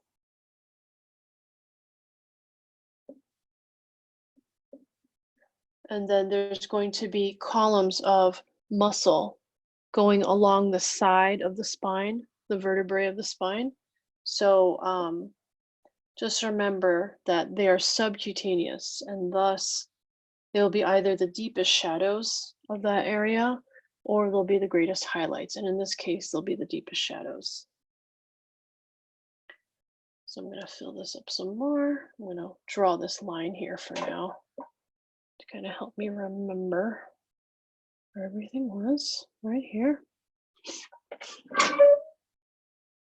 Double checking the alignment. I don't know if I like the alignment right now. Looks like it's not in the right spot.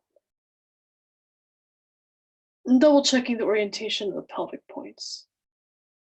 And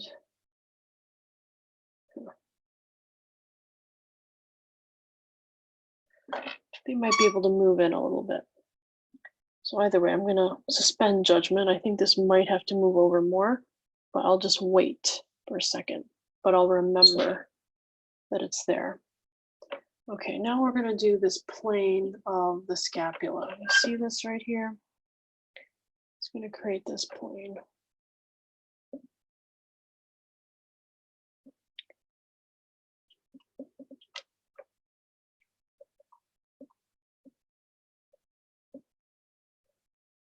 Okay. Now this is looking all patchy, so I want to smooth this out a little bit.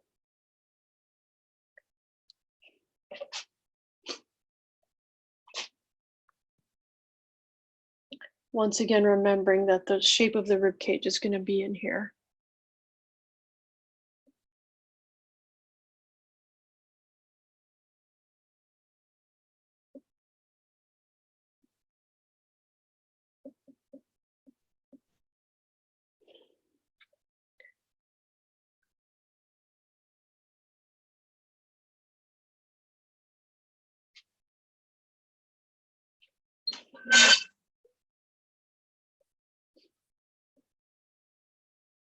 I'm looking at this from the side and seeing that still really should just come out some more.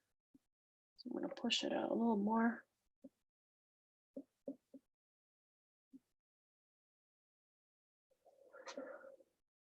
And look at the above view.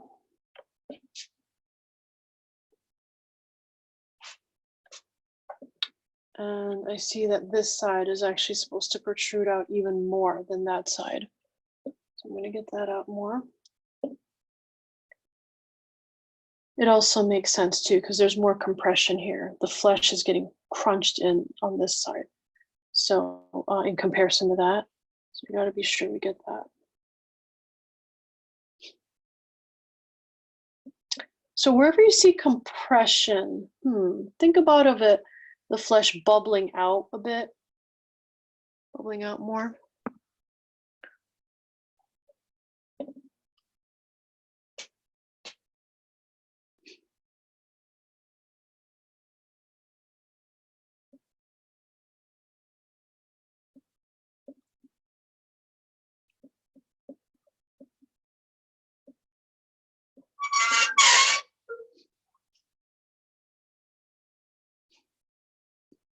Okay, just double checking to make sure the volume looks like it's making sense. It's looking a lot better.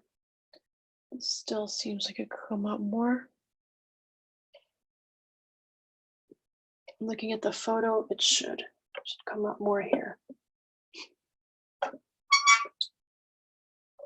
To soft form here.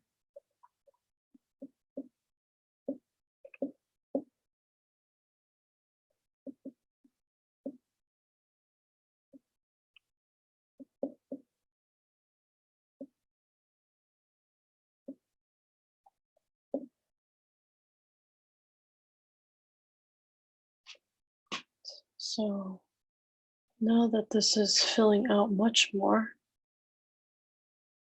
you can actually see where the muscles will move in at an angle to insert next to the spinal vertebrae.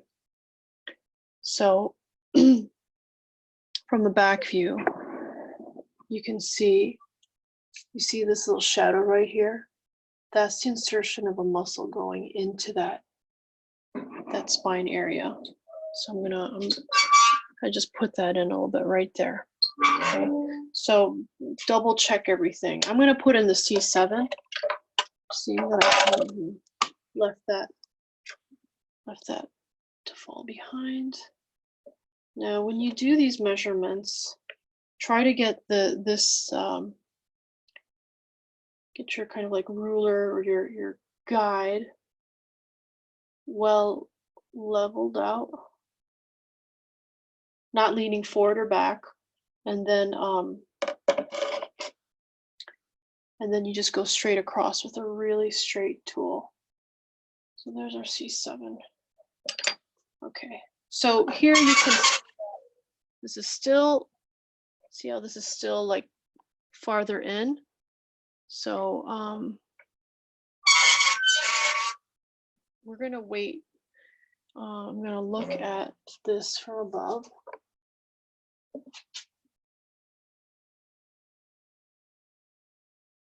So right now it is just too high. So I'm gonna lower this.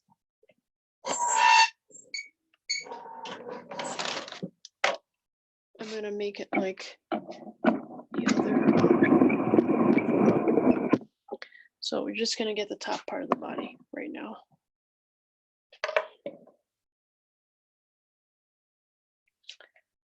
Okay, let's see.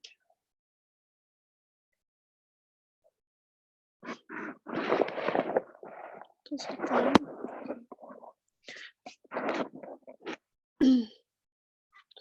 So now I'm gonna look at this from this angle here, right down here, and then I'm gonna look at the photo. So I'm ducking down to double check. You literally have to memorize what these shapes look like. Yes, you do. It's very good for you. This kind of practice is very good for people who want to create their own figures. The more you can memorize, the easier it will be for you to just make things just like that. Okay.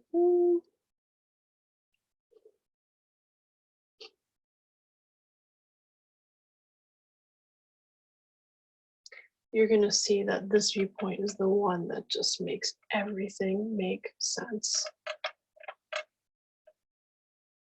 If you do not have the above viewpoint, you're going to find that your stuff is going to look so not right when it comes to depth.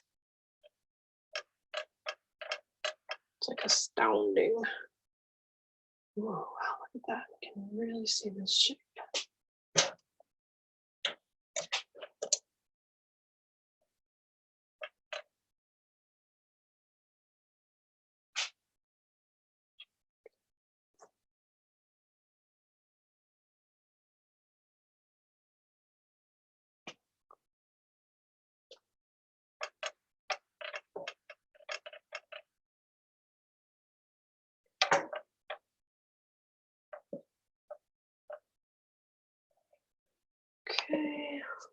Yeah, I want to get this freaking shoulder area.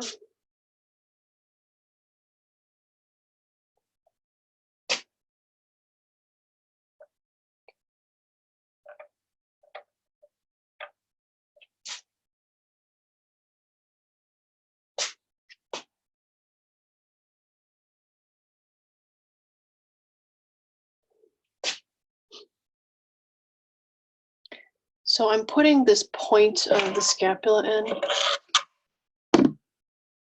right here. So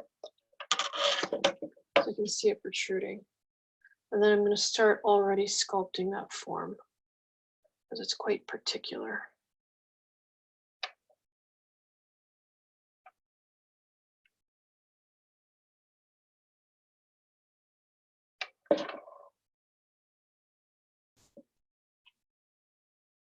Seeing a light shape here, so I'm going to put that down.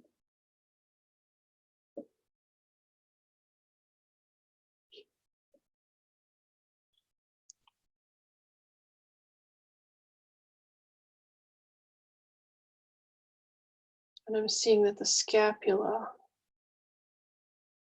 of the right hand side here is like totally off. Outermost ridge is really off. Comes out more. Like way out more. My goodness, it's shocking sometimes. There we go.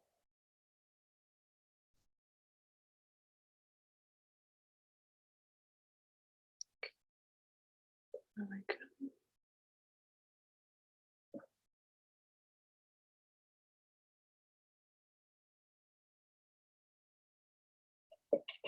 So I just move this. I'm going to tilt this for you so you can see.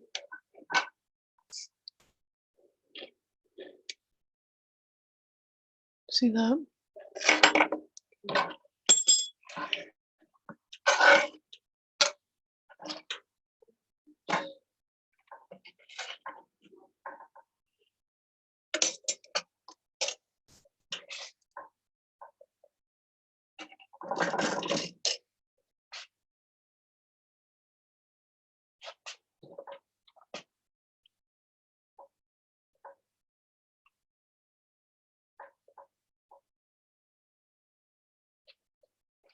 If you don't want to be going up and down the way I am, which is really inefficient, you just lift your photo up higher.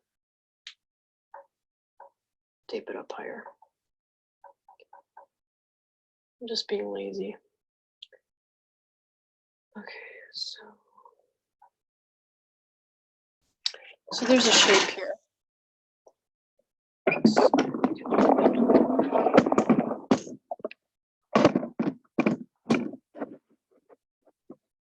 There's a shape right here. It's the trapezius. So shape of the trapezius is like, it's like a diamond this way. Okay, it's what forms the sides of the neck. Goes across the scapula, over the tip of it, and then it forms this area right here.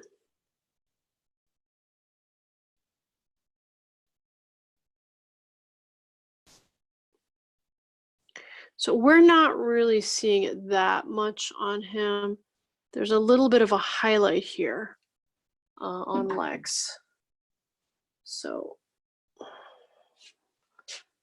make this extend down a little bit more, right? So you see a little bit of it here where it's thicker there. That's where you see the trapezius.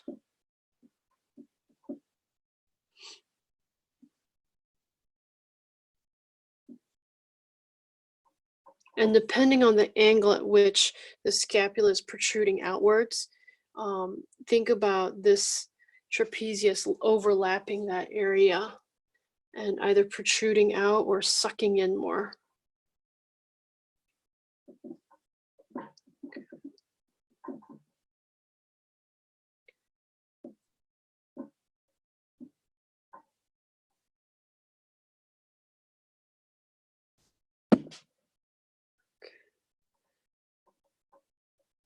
So this area is kind of interesting because at the C7, you're going to get a protrusion, right? Protrusion here.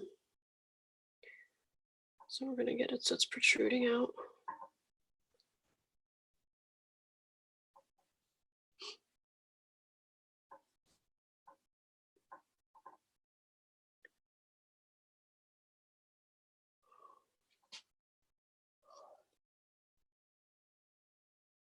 Well, the thing is that the two sides of the trapezius, they're going to be like this. And then they're going to wrap. Oops.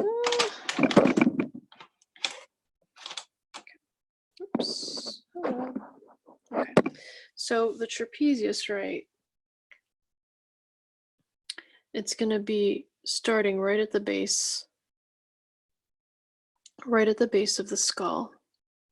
And then it's going to move here to the front area of the neck. Oops, can you see that? Right, so front of the neck. Right there.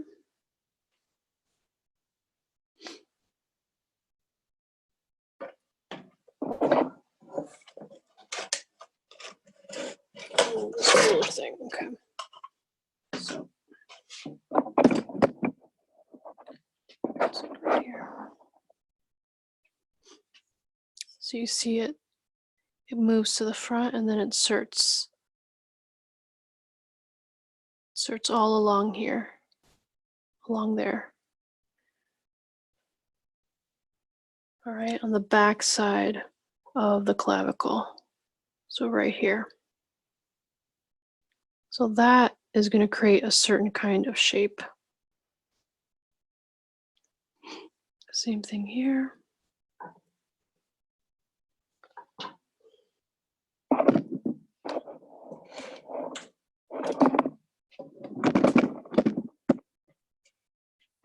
Where's that got to be so?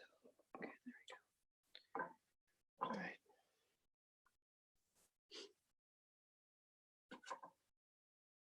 So once again, it's going to be here at the base of the neck.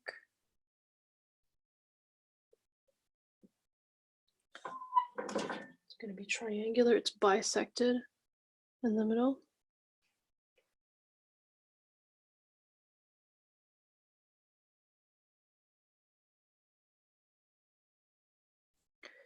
And then it's going to create these an A shape here. And then it's going to get thicker here, thicker in this area. There's what's it called? It's going to be kind of like tendinous around here. I don't remember if this is like an aponeurosis here, but it's a connective tissue here. So this is the spine, right? That's the actual spine. And then the go.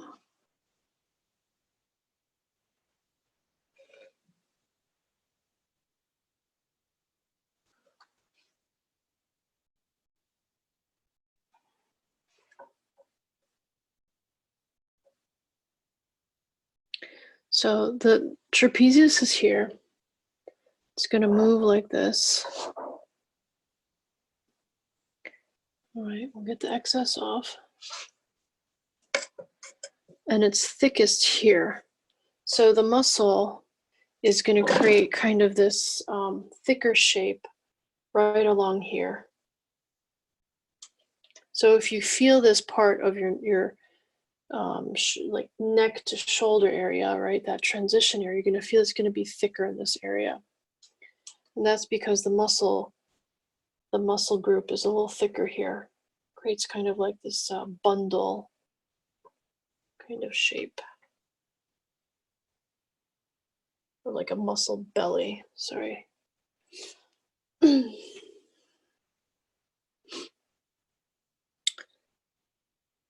Here protrudes, and then there's this diamond shape.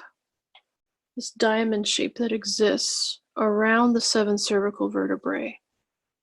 That is kind of like this connective tissue, the thin connective tissue. And then here you're going to get the thicker muscle.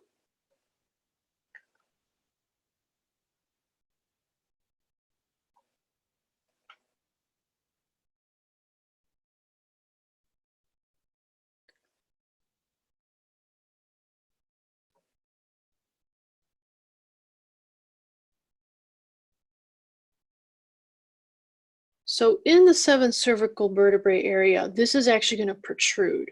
So we're going to push this in.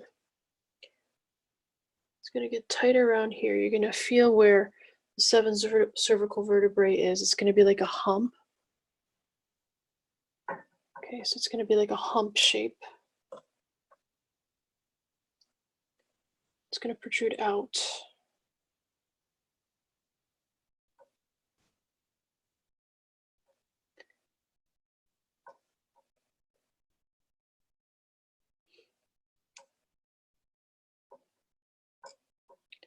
And then here you're going to get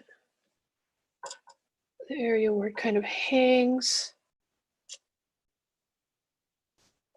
And then the mass of the trapezius here again.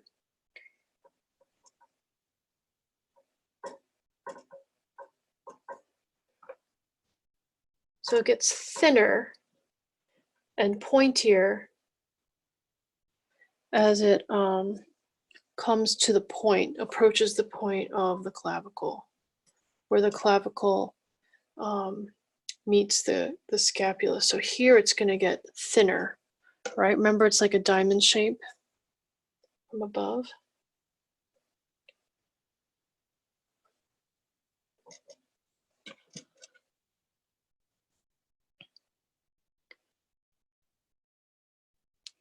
So when you look at the profile of the neck, this trapezius is the one that you're going to see. So his is held quite far back, so I'm going to move the trapezius back here.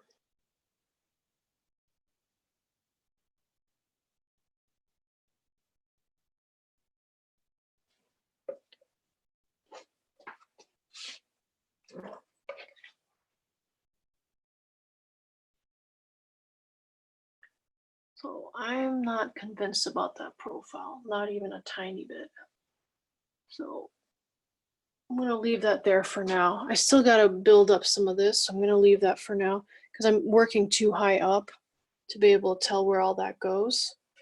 But you get the idea about this, right? This might actually have to come in, cut in there, you know, to create that correct profile. I'm going to keep working on this side. So the scapula, right, I said creates a plane. So you just have to remember that. There are various muscles which cover the scapula. When you get someone with very little body fat, that's when you really have to look for all those forms. On our model here, he's kind of like medium weight. Still, you know, still slim, but he's got a little bit more weight on him. So there's a little bit more fat layered underneath his skin. So the forms are a little soft right now. So I'm actually going to just make this shape of the deltoid. I'm not going to get too much into the forms of the scapula because it's only when you have someone who's really has very little body fat that you're going to see a ton of form of the various muscles of the scapula. There is one that goes this way.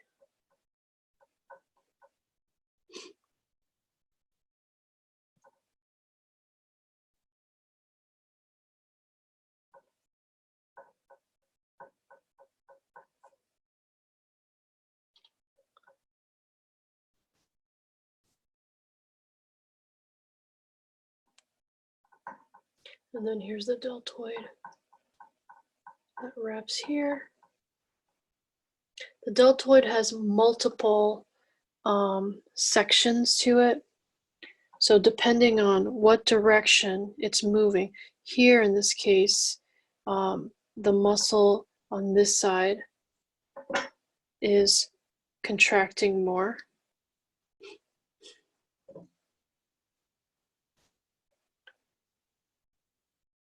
So if you look at the actual grouping of the deltoid, you'll see those features. This deltoid's pretty relaxed.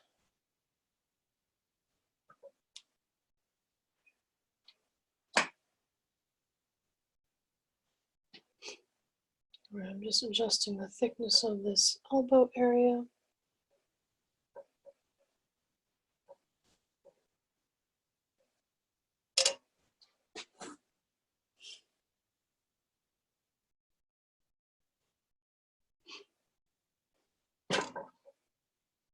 Okay, it's here.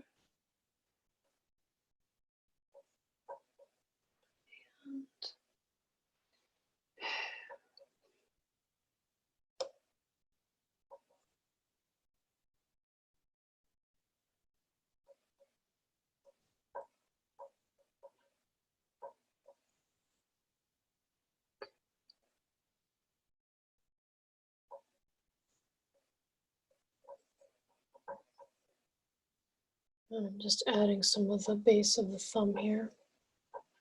I can see it. You can see that thumb area. Yep, you see that?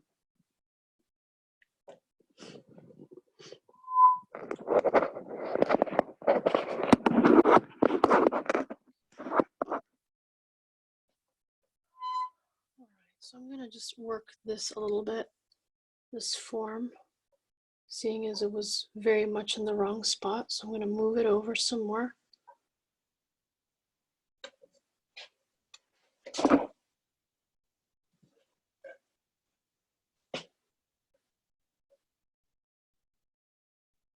Okay, now I'm seeing with Lex, our model here, that some of our rotations are not working right for the back views. So please just make sure that your sculpture is matching the perspective that's actually on that photo. Okay, now, so what I'm seeing, let me see if I can move this too down.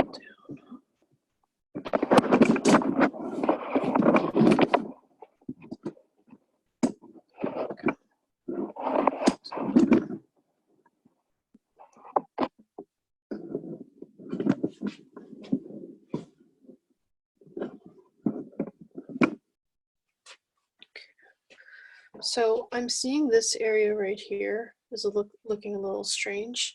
So mind you, this is pointing downwards. So I just want to give you a different kind of viewpoint. So what I'm seeing is that the outermost point here meanders out.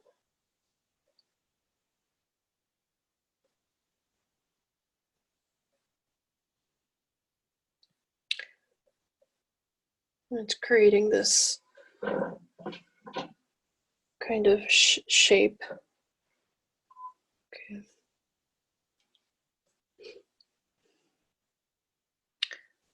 And then there's this roll where there's a crease occurring, so I want to be sure I get that.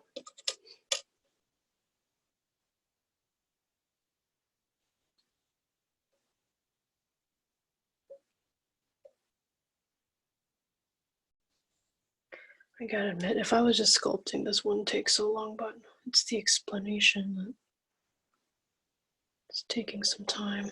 Okay, so so here, this inner part needs to come in, and then it's like almost like there are these little shapes that you need to get where the muscles insert into the spine area. You don't have to get all those. I'm just I'm just pointing them out for you.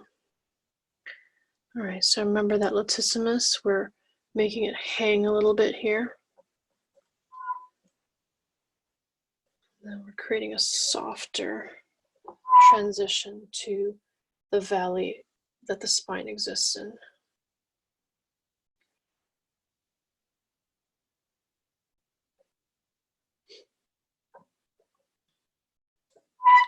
I'm just seeing this needs to come out more.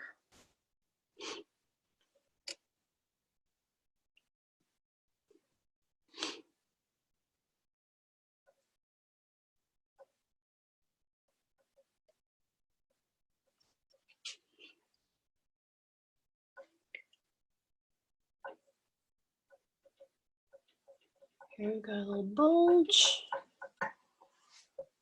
And then the bulge of the latissimus. Here we've got the bulge of the latissimus.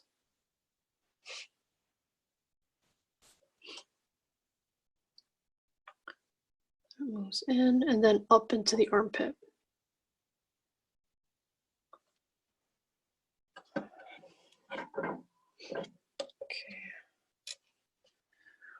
All right, let's get some of this head. This is ridiculous. So we're gonna get some of this head here. Start forming it a bit.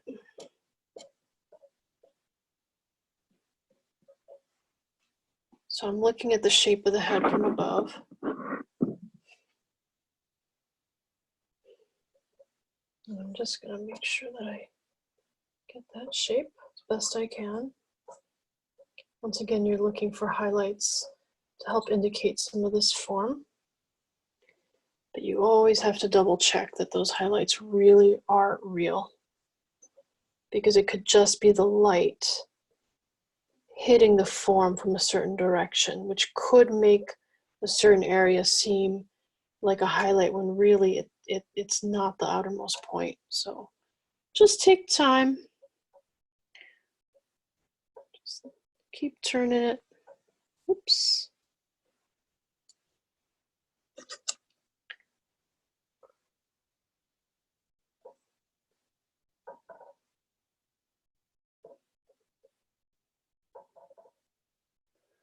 I'm gonna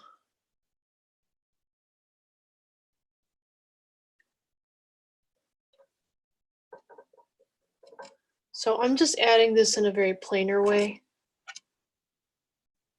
so that I don't get all obsessed about it. I'm just gonna put some in here, put some planes, and then let it go. No need to overwork it.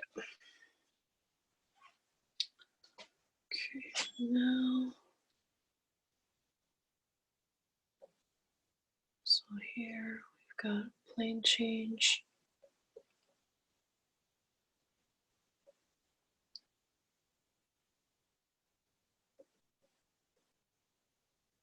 All right, this armpit, you're gonna find that the separation between at the armpit area, in general, this is going to be closer to the center of the body, and then this side is going to be farther out in comparison. It's not going to be like you like draw a straight line straight through, and it's gonna be like a straight line kind of relationship.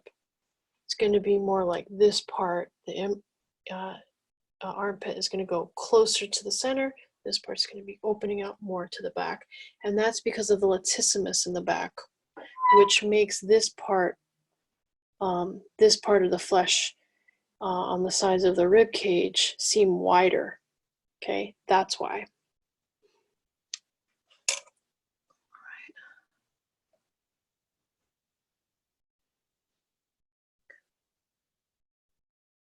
So I'm just going to carefully get this in, and then later on I'm going to start drawing in more shapes here. So this is all just block in.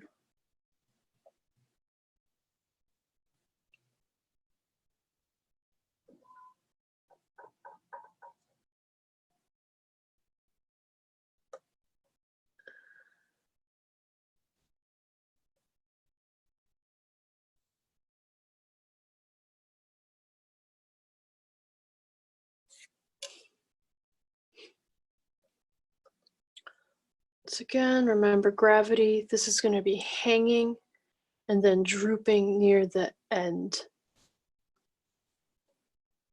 where and then bubbling out where compression occurs.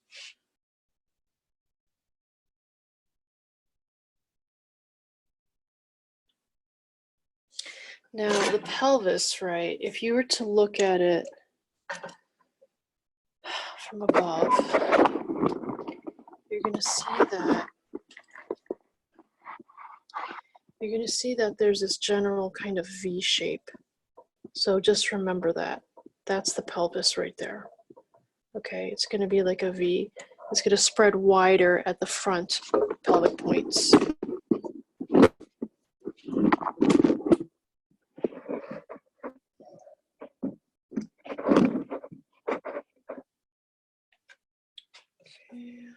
let's see.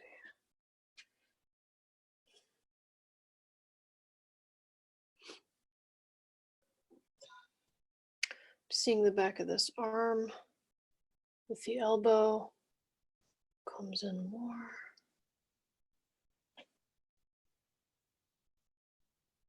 Yeah, when you start looking from the top and the bottom, it's just going to be so much easier.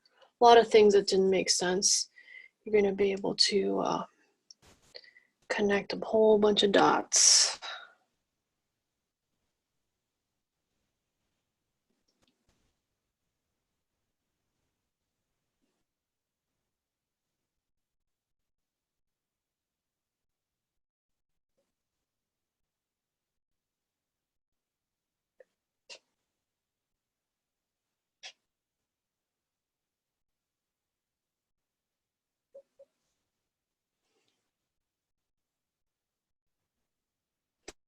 And then just remember that there's going to be compression here due to the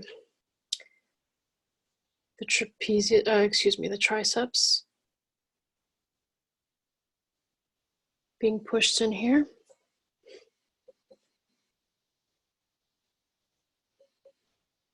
And then also the lats getting pushed aside. Now this is looking too much like this thick freaking cord. It actually comes in a little bit more. So now it's gonna move in against the shape of the rib cage.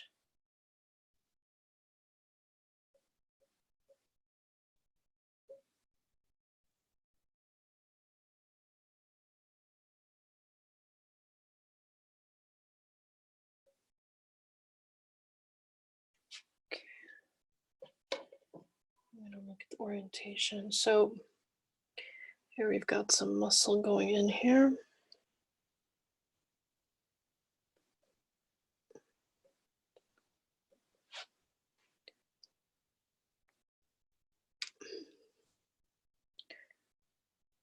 Eventually you're going to get to a point where you're going to be observing the shapes of bones.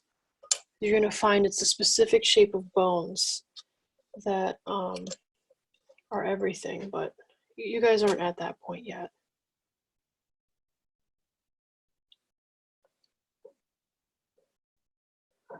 But if you can, it would be great if you could rotate the bones in space. I know, sounds crazy, right? But you can.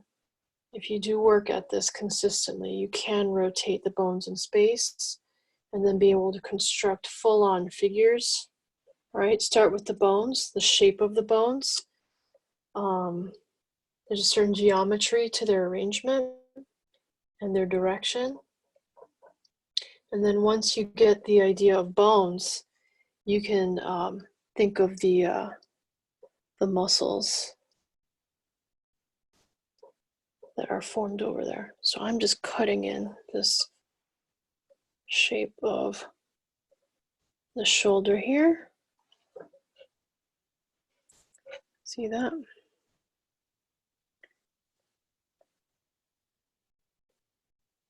Okay, so this is kind of like the scapula and then the clavicle coming in, moving in here, meeting up here. And then the deltoid just hanging out.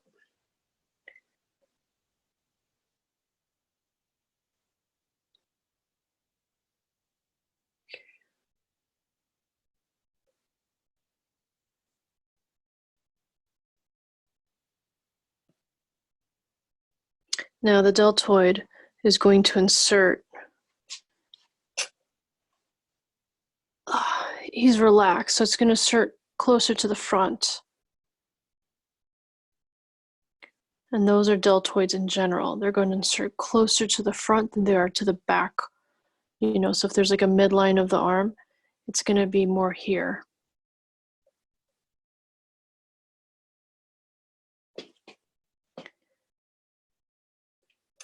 Now we're going to form this.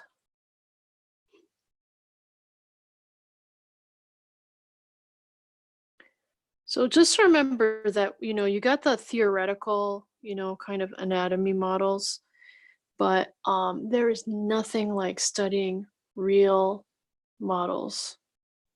I cannot stress enough. This is just to help you begin to work with the figure.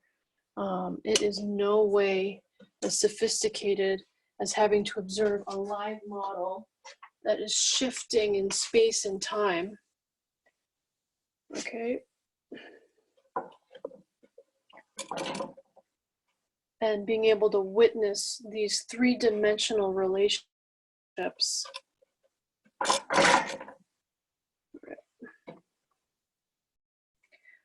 Okay, so I'm gonna raise this baby. Or actually, you know what? Let's get this side too. So we've got this side. What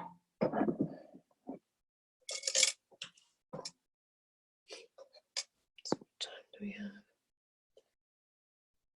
You know what? I'm gonna stop. I'm gonna stop, and then we'll do more later. Okay. So I'm gonna raise this so you guys can see how it looks, and then we're gonna end with this.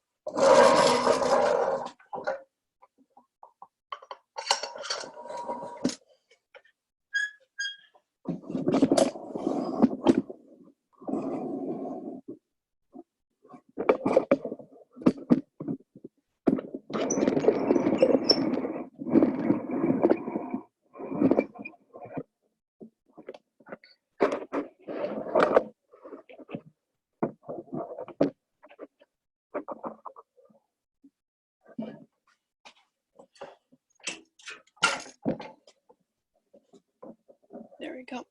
Okay, so here we go. More of Lex.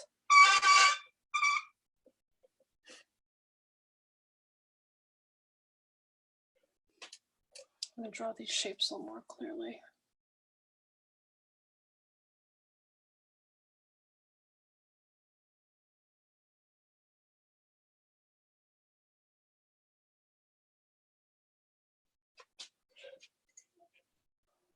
I'm not liking the arrangement of this back. There's something really wrong. It's here. The spine working differently.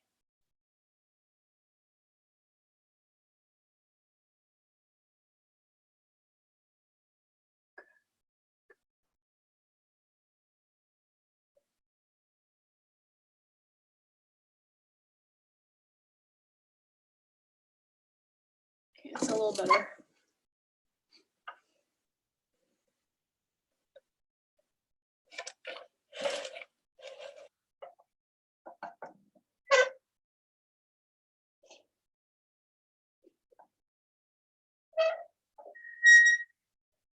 Okay.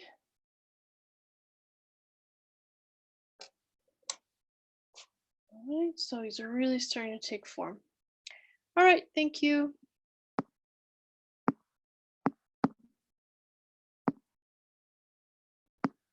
Come on.